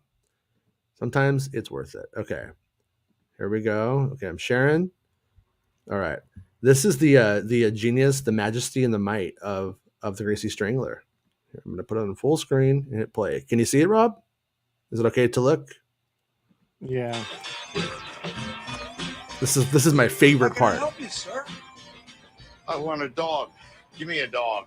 One famous dog coming up. I'll make yours extra piquant, yeah? So great. That'll be uno, dos, tres bucks. What the fuck is this shit? This is one famous chili cheese dog. No, this isn't right. I need more grease on this. I need more oil. Sir, I cannot do that. It's against regulations. I can lose my license. I need this oily. I need this to lubricate the world. I need this dog to have some grease on it. So when I eat it, the grease will lubricate my throat. Sir, I cannot do that. It's not safe to use too much oil. I repeat, I could lose my license. You probably think I'm the greasy strangler. That's why you won't grease my dog.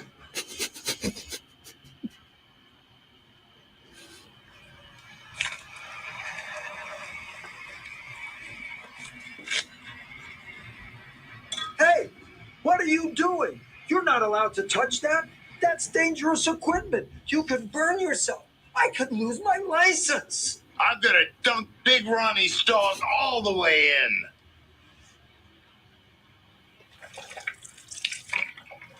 This dog is fully dunked.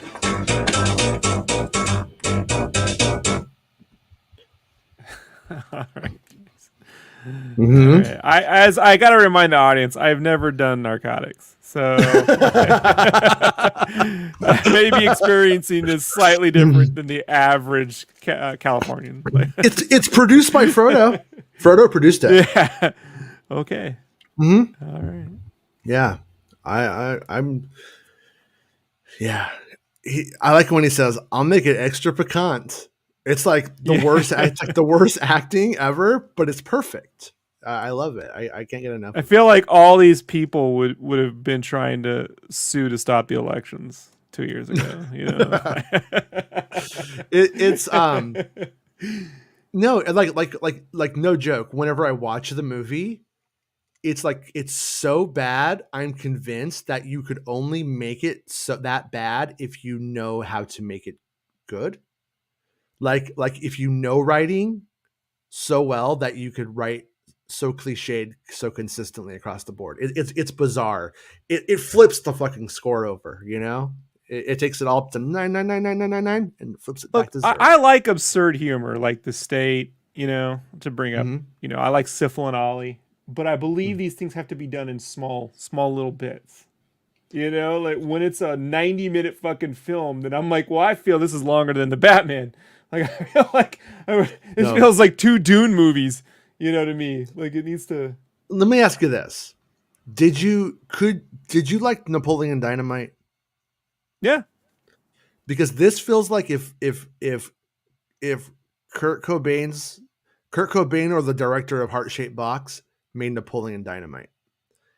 Look, I'm a fan of 90s indie comics like Mm-hmm. Squee, Johnny the Homicidal Maniac, Yeah. Magic Pickle, The Coffin. I read all that kind of stuff. But I can't just read a graphic novel of it. It has to be like in smaller bits. Like at least Yonan knew to put like the Johnny strips in like 4-page bits, you know? If it was one long issue, 22 pages of one continuous story, you'd be exhausted, you know, a third of the way through.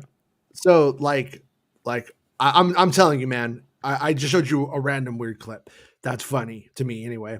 But it has when you look at the whole piece, All right. it's amazing. Telling you, it's not what you think. Johanna says, "What do you think, or what do you think they'll reveal about Ahsoka in Celebration?" I wouldn't be surprised if they are a little bit. Maybe they will reveal Ezra Bridger. Maybe, but the whole thing about it is on the Ahsoka show. I don't know this yet, but I do know that they're all coming. The Rebels cast is coming, who are alive, at that point. And so do we end up with a show about Ahsoka trying to find them so they're not revealed until the late game of the series, you know? Because if it's about finding Ezra Bridger, we're not going to find him in the first episode. So, but if we do find him in the first episode, if it is about and then what the consequences of that are, then they may like reveal Thrawn the casting of the series, or maybe just the general cast, you know, of the show at that point. But we've already got so much of it, you know. But we'll have to see. We'll have to see how it goes. Mace is coming to Tatooine to get revenge on Anakin's son. Good plot idea for Kenobi season 2 if they do one. I don't think Mace Windu would kill a kid, you know? I'm just gonna throw that out there. Like, it's completely possible. I could see it going that way. Like, and for some stories with some characters. But I don't know if it's gonna go that way, if they would do that with Mace. I feel like Mace could become an anti-hero in some way. Like, they could potentially go that route with him. But I don't think they would have Mace. I think if they tried to have Mace Windu kill Luke Skywalker, people would. I mean, not Luke Skywalker. Luke Skywalker.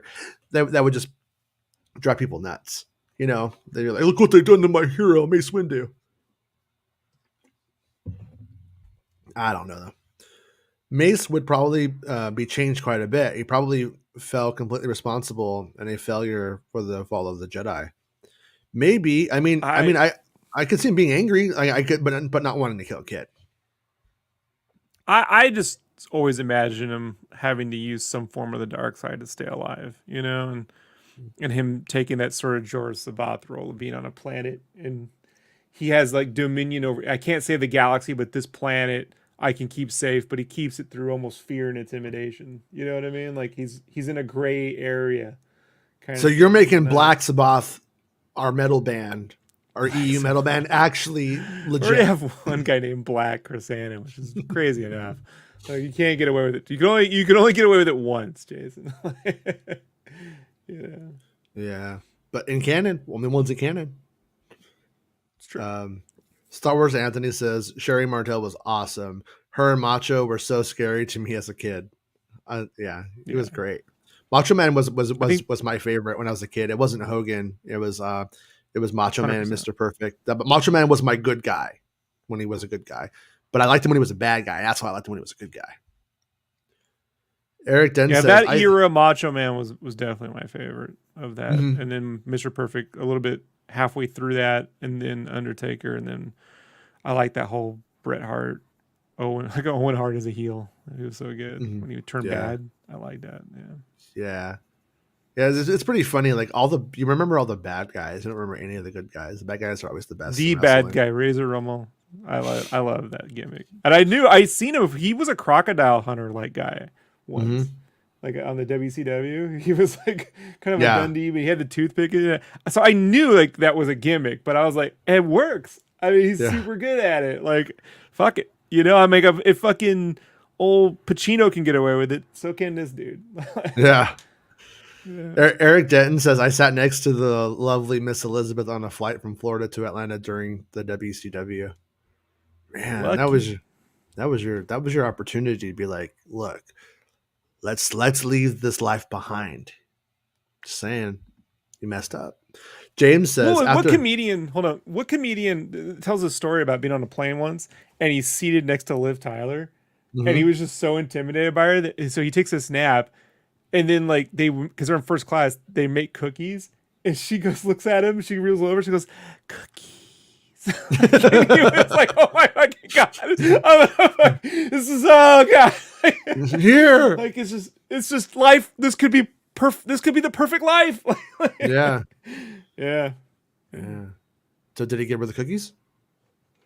I don't know. I just remember that part. And I'm just smitten with the whole idea of it, you know? Because I like the idea that, like, you sit next to Liv Tyler, you wish you had something to say, you wish you had some angle. She looks at you and says cookies, and then you just acknowledge that she said cookies and continue to eat your cookies. Yeah. Or you take her cookie and you're like, needs more grease. Hey, one cookie coming up. I'll make it extra piquant. Girl, I could lose my license. I believe they call this white guy humor. I'm just letting you know, Jason. I got friends who would be like, "No." Channel member James. Okay. Thank you for being a channel member, James. Says, after seeing Boba Fett, no one should want to see Disney explore the criminal underworld. At least not those people. It's not the idea, it's the execution. Yeah, it was the people who were doing it. Well, I think as I'm looking, we're getting a little bit more away from Boba Fett and able to just look at what it is.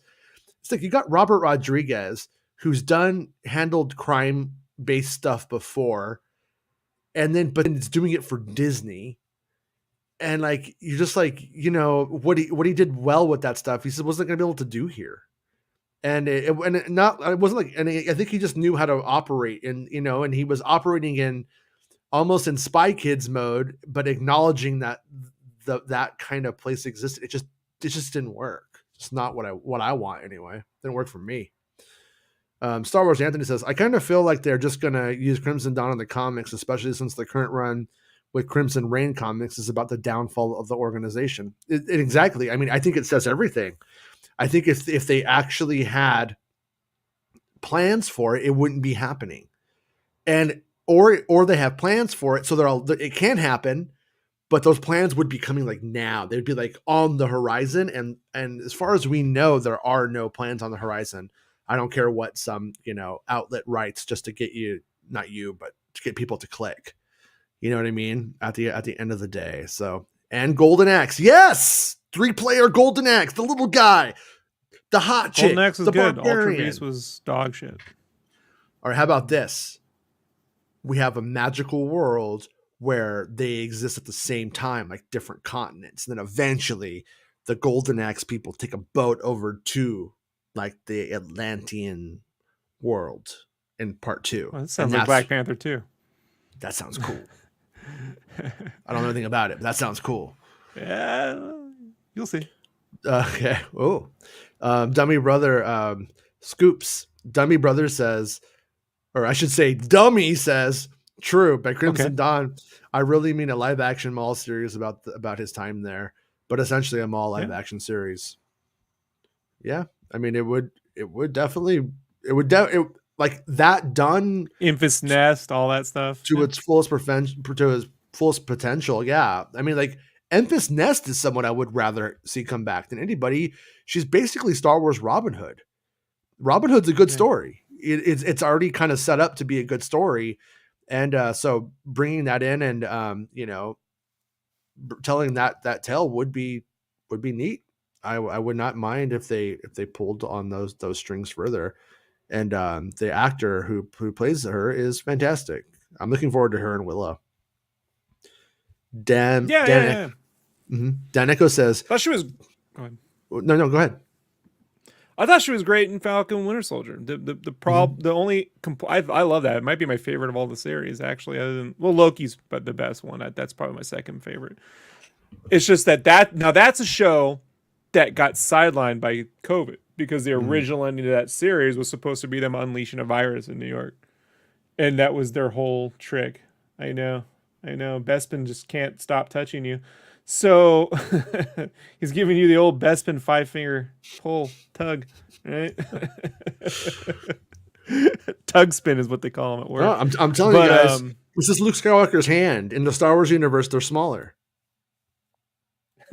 Weird, right? You never thought of that, did you? She was great. It's just it's a shame that I hope they don't just cast her in villain roles though.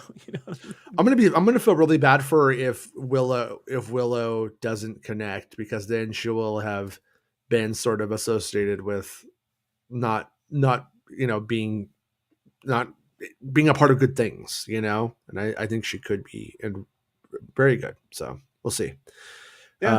Because I don't know what to expect from Willow. We're supposed to get Willow in 2022, but I'm kind of wondering with all the production setbacks that we were hearing about, if that maybe pushed it into 2023, early 2023. But Hey, Stefan Bali. He says, Jason, your life is so dedicated to Star Wars. You should have the honor to meet George Lucas. Hey, that would be cool. I wouldn't mind meeting George. I'd be like, hey, George, what do you think about this name Nunchuck? And you know what he'd say? What would he say? He'd say, that's my idea for Baby Yoda. Well, I named someone Bo, so we're going to have Katana next, Sai, and Butterfly Knife will be his cousin. Butterfly Knife. Yeah. My son won but is getting an award for Student of the Month. So I was like, all right, he got Student of the Month. So I used that as an excuse to drop down on Lego Star Wars right here that was mentioned by Ryan. So I got him the Best Buy version of the game. If you buy it, it comes with a steelbook. It's like a steelbook for the case, and it's like carbonite case with the Lego Han in it, or the Lego Han nice. Carbonite case. Yeah, it's the same price. So if it's not out of your way and you're going to buy the game, you might want to buy it from Best Buy because you get the cool case, Actually, it's when I get tech stuff, when I get you're a tech guy. You're a tech guy. Yeah.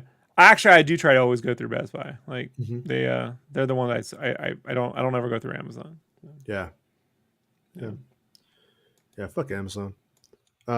James Washington says, do we know anything about Obi-Wan ships, or do you think he flies public transport like Mando and Book of Boba Fett in Episode 5? Maybe we'll have some on how that works pretty soon.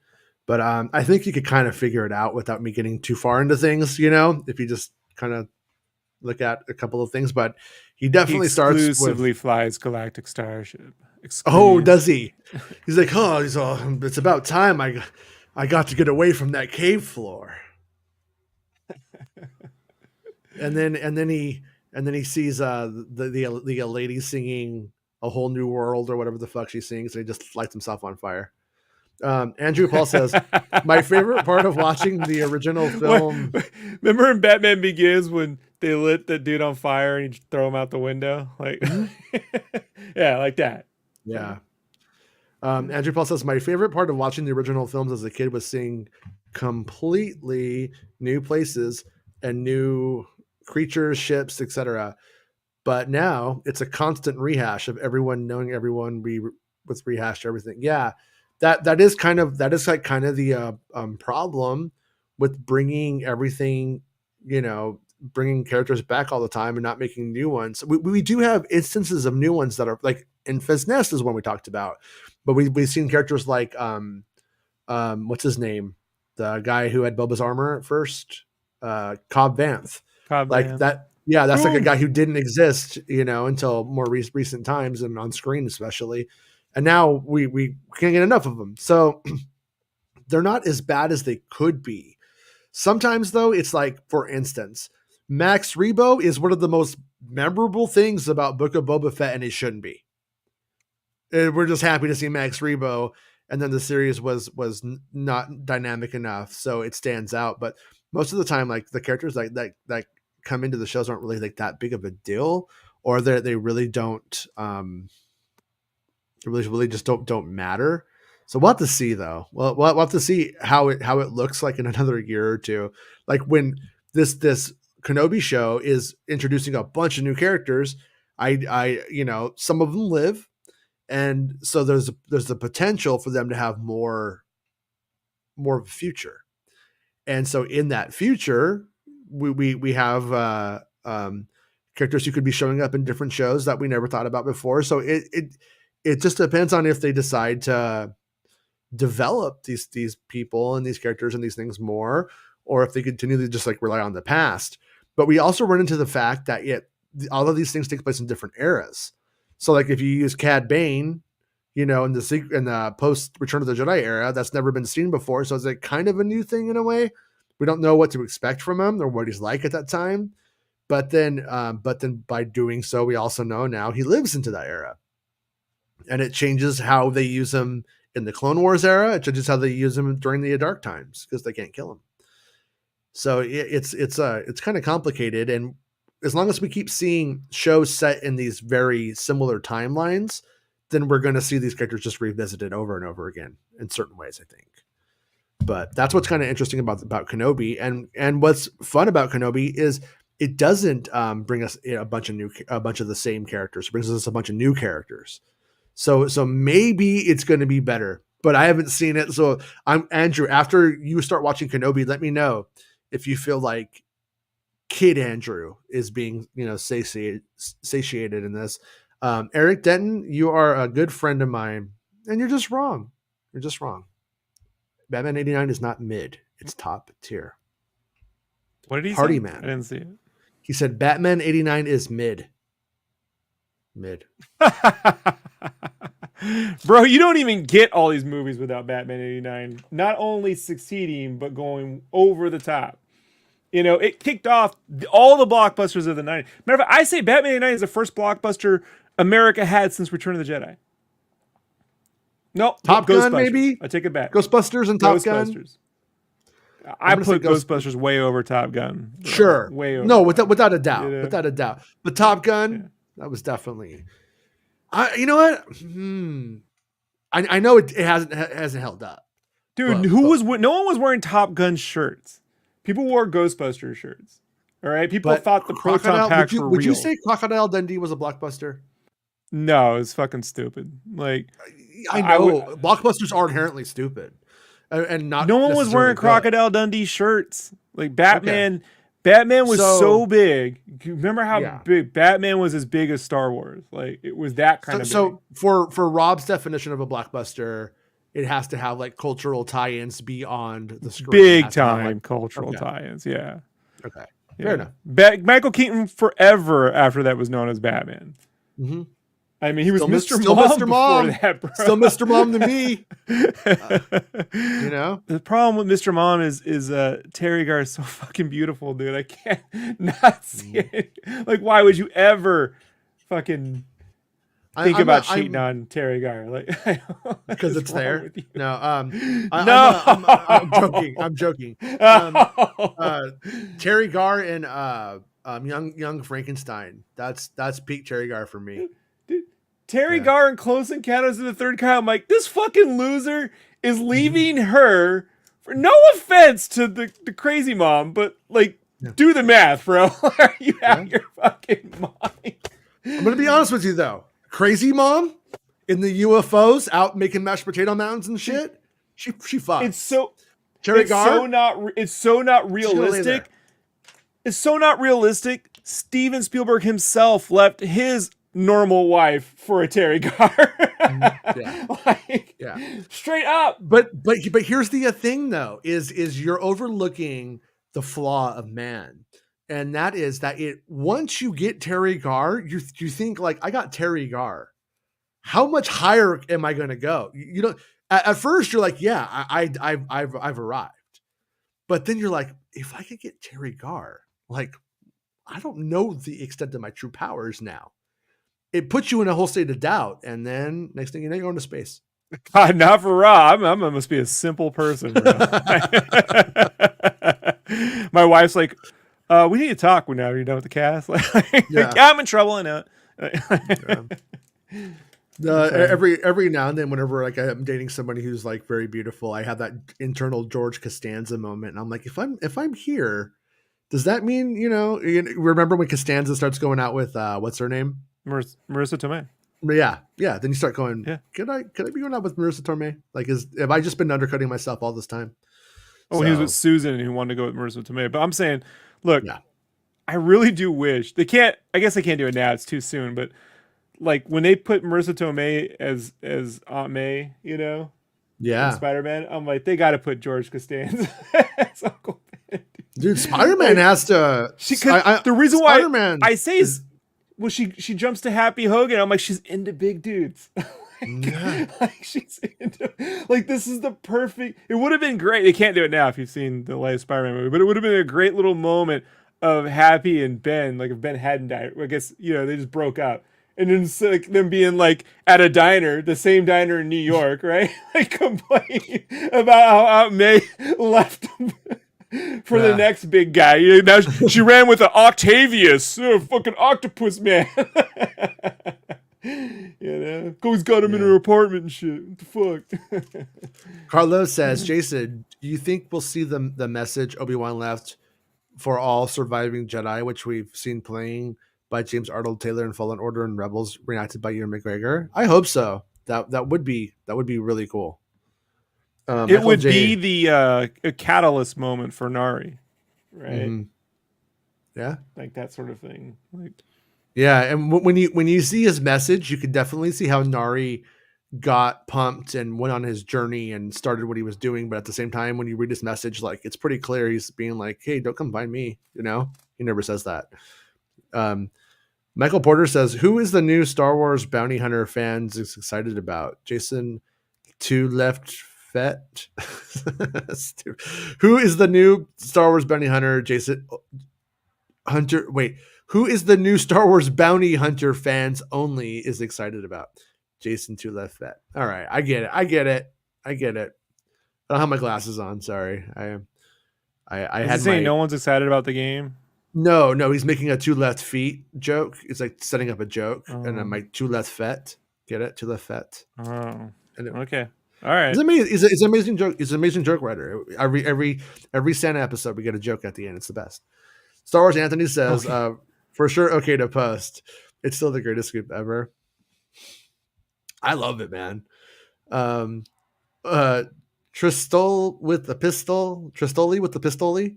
What's up? I need my dose of Star Wars leaks. Love you all. Thanks. Hey, thank you. Yeah, we got some today in the episode. You know, we'll hint around some stuff. Probably. Bespin's leaking tons of stuff right now, and he's leaking on my leg. Like, oh no! But like I told you, we don't leak. We squirt. Bobby Perez says, "Thanks y'all for the great content." Of course, Bobby. Steven says, "My son doesn't like Star Wars. He is 10. How can I convince him? He hasn't watched any Star Wars movie yet, but he just has the opinion without explanation." Yeah, like no, it's our entire society right now, Jason. Yeah, no, it is one of those things where if you talk it up or you build it up or whatever, then they just reject it, or they just decide like that's dad's thing or that's mom's thing, whatever it happens to be, and they just like leave it alone. But if you just watch it, something might as you're just going through it, watching it, whatever, sometimes something just like catches. Like, I never pushed it on my kids. My daughter likes it, but she's she likes it from like Baby Yoda kind of perspective, and she'll like, let's watch Star Wars, Dad, because she wants to hang out with me or something and do something that I like. She's like just being nice, and she likes it from that angle. But like my son, it just was around. It was just around. And then he just like got all into it, and he has this whole angle and his whole perspective on it and everything like that. So I think like in our society, if he's gonna like it, he's just gonna find it. It'll just happen. But when he sees it on, and then he'll just be like, yeah, like that's pretty rad. But it'll just have to be whatever the right thing is, and just always try, if he does get into it or just start watching it or whatever, just try to like not talk anything up too much or talk anything down. I've actually I had a friend who hated the prequels a lot and would just tell us on how bad it was. And then his son was like, yeah, and then watched the originals and didn't like it. And then when he hit about 12, he saw the prequels and then got all into it. And it was only when he started to reject his dad's ideas as not being his own that he saw the prequels and liked it. So like stuff like that happens. But my point is he would have had his son into it with him years before if he just hadn't tried to push his values onto his son. And that kid's like 20, I'm gonna say 23 now, and likes all of it. And so yeah, just a mistake that dads could make or whatever. But maybe it's just not for him too. I mean that's fair too. Sometimes like Star Wars was always in limited supply for us. We come from a cultural background where Star Wars was limited. Lucasfilm limited, I thought just meant that they didn't make a lot of stuff. As a kid, Lucasfilm limited. That changed. They don't make a lot of stuff. Yeah. That makes sense. Yeah. And then, but hopefully. On a separate note or adjacent note, I can't get. I got my wife to watch a lot of my stupid shit I like. Right. Right. Which I don't need to, but you try to make. I've tried to broaden her nerd horizons. You know, Okay. like when I met her the nerdiest thing she owned was a Dirty Dancing 2 on DVD. And I was like, yeah, we're not having this. By the way, did you know So- that was developed as a Natalie Portman vehicle before she abandoned it upon the weak script? True story. I don't care. So I Star Wars show, man. Come on, I got to make it work. I got you. But I cannot get her to watch Invader Zim Enter the Florpus. She's seen a couple episodes of Invader Zim, and it repulses. The humor repulses her in a certain way and Enter the Florpus is so fucking good that I'm like, I want to pull that. I was like, how about she refuses to let me even use the card, right? Like the I'll watch a thing, you watch a thing. It's just can't happen. Yeah. So sometimes this is never going to happen. Yeah. Yeah. She could lose her license. I'll make it Piet, whatever the fuck he says. Tristoli with the pistoli Admiral says, Piet. I'll make it Piet. I'll make it real Piet. I also know that dude is the real deal. I've been watching and listening to you making Star Wars since Last Jedi. Oh, thanks. I appreciate that. Yeah, Star Wars is fucking everything, y'all. I like the cutting a jib. Bobby says David Lynch ain't got nothing on that. What did I just watch? So my first and last name begins with an R&D. So in the 90s, my wrestling name was The Real Deal. The Real Deal? Yeah, that was going to be my gimmick. I'm the real deal, right? And I lose every match. Like, like I snake out of it, I steal something, you win, but I also then pants you at the end of it. Like I always do something that I get mine, right? Because I'm the real deal. Yeah. Jason says, E.T. Jason needs to come on for a UFO show pretty soon. The Talking Sith says, will we ever see Alec Guinness Obi-Wan again? Ahsoka. I personally think that in animation in that era is probably where they will do it. They have Ewan, and could we see they may move Ewan closer to that look, but obviously I don't know if it would be appropriate though. Honestly, I really, if they did Alec Guinness digitally, I really wouldn't give a shit because he's fucking dead. I don't really think it matters necessarily anything because he's dead. Who fucking cares? He sold his likeness in movies during his whole life. That said, I do think his family should probably be rewarded if he has any surviving family. And but at the same time, I know he wouldn't really like it. He wouldn't really want to do Star Wars. He really didn't want to do anymore. And so I think that they should just continue with Ewan McGregor. And yeah, he loves it. Alec Guinness hated Star Wars. I was going to say before earlier about the Batman thing. There was this funny clip I saw from Adam West, and he was just being kind of a little bitch, but also a real good one. And he was like, I didn't need to say I'm Batman. They knew it when I walked in the room. Yeah, look, you gotta understand. When Batman came out, that was the one where my uncles, these Tweedledee and Tweedledummer, were just like, our only Batman is the 66. Adam West and Burt Ward should be. I'm like, Burt Ward's 900. He's bigger than the Beaver. I just see the Beaver. Burt Ward's as big as Jason Ward. He's Jason Ward at this point. I'm like, and then that was when they were writing those books saying they had sex with 10,000 women and shit. And I was, even as a kid, I'm like, that's all bullshit. Yeah, I mean, it's because they they were homophobia was so big and connected to the show for some reason. They were just wonder why. Well, yeah, but I mean, right. I don't know, but I mean, but it was if it was just funny, ambiguously gay duo level of whatever, then it's kind of ha ha ha. But it was there was some vitriol. Didn't they change the Hulk's name from Bruce in the TV show? So it wasn't because it Bruce, was feminine. because they considered it to be gay because of Bruce Wayne at the time, which sounds weird now, but that was how dumb they were, and but I, at the same time, I mean there's no doubt about it that the dynamic duo was slaying it no matter what it was in the 60s on TV actors in the 60s. I never once heard Eartha Kitt throw down with him, so if you ain't getting the Kit, and I don't believe I just feel like Eartha Kitt had like a fucking harem of muscle men. She didn't need to bother. Bobby, She's so fucking good, dude. She's my favorite of that era. She's your favorite. Like, acting so good. I don't think it gets hotter than Newmar though. Newmar's pretty. Newmar's hot, but Kit is look. I couldn't. Newmar, you'd sit there, you couldn't chat. I could go on adventures with Kit. Kit, you go anywhere around the world. She should have been a James Bond like character. Her personality's so domineering. You know, like oh yeah, like you could never.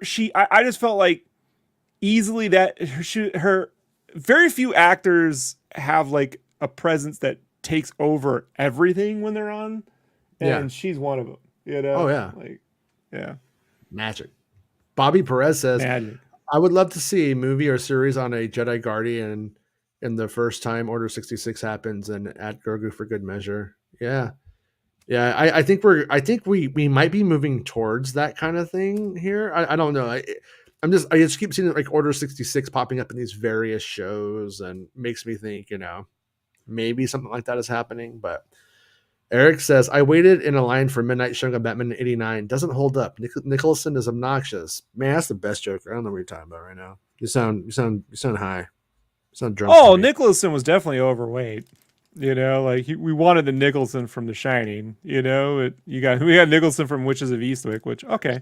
Dude. But this town needs an enema. Come on, it's fucking great. He was absolutely perfect in gangster mode. Lawrence. So it was like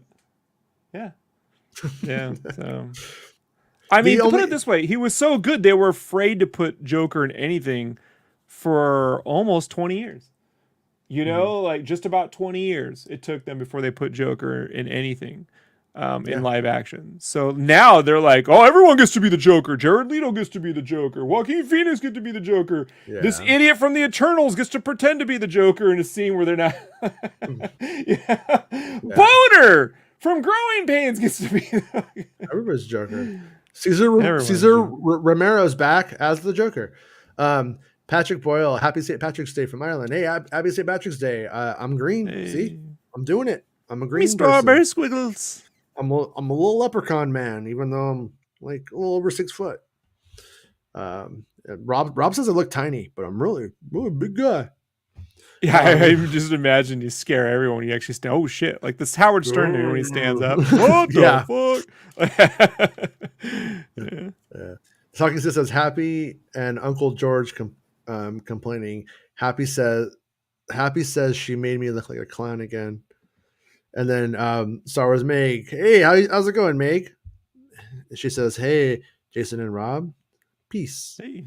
Yeah, what's up? Yeah, I've been loving the show, Meg. You've been doing a really good job with the coverage, and I haven't had any moments where I go, oh no, that was completely not what I meant or anything like that. It's been good, which is nice because I see other people cover it. And I'm like, it's not what I'm saying. I watch every morning on the old Instepper. Yeah. Every morning when I put on Make Show when my kids I wake up my son.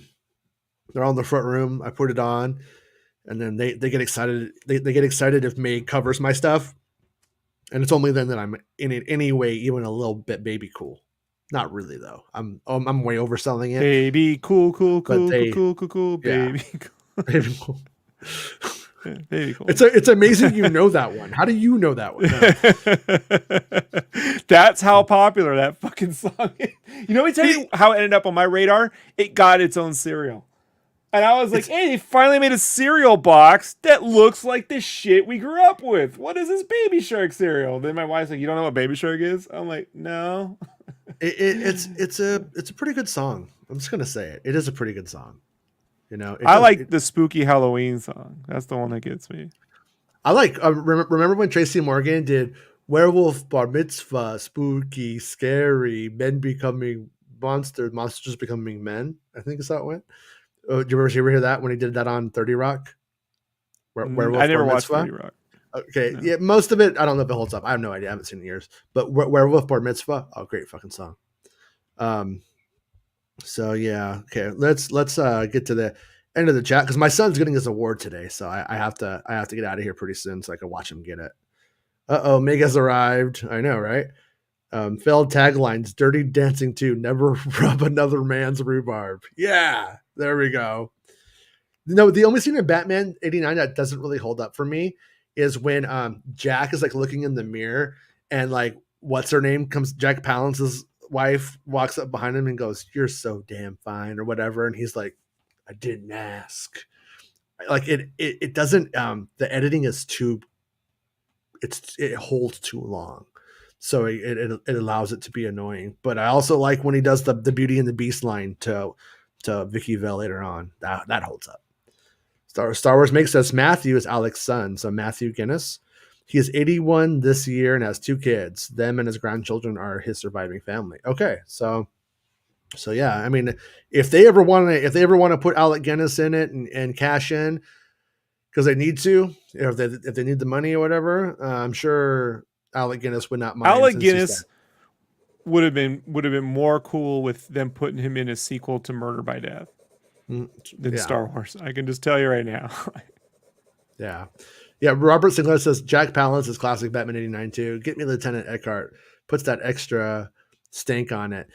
You're my number one guy. I still don't know what he fucking says in that last word. Is it guy? Is it guard? I don't know. Guy. I can look it up. I don't want to know. I had to read the script. Don't tell me. I don't want to. It's just guy. No, he's great. I thought he said and then he just never finished it when I was a kid. And then never finishes it. Walks away. Yeah, I'm like, I was just like, because my grandpa would start sentences and never finish them and walk away, and I was like, yeah, that makes sense to me.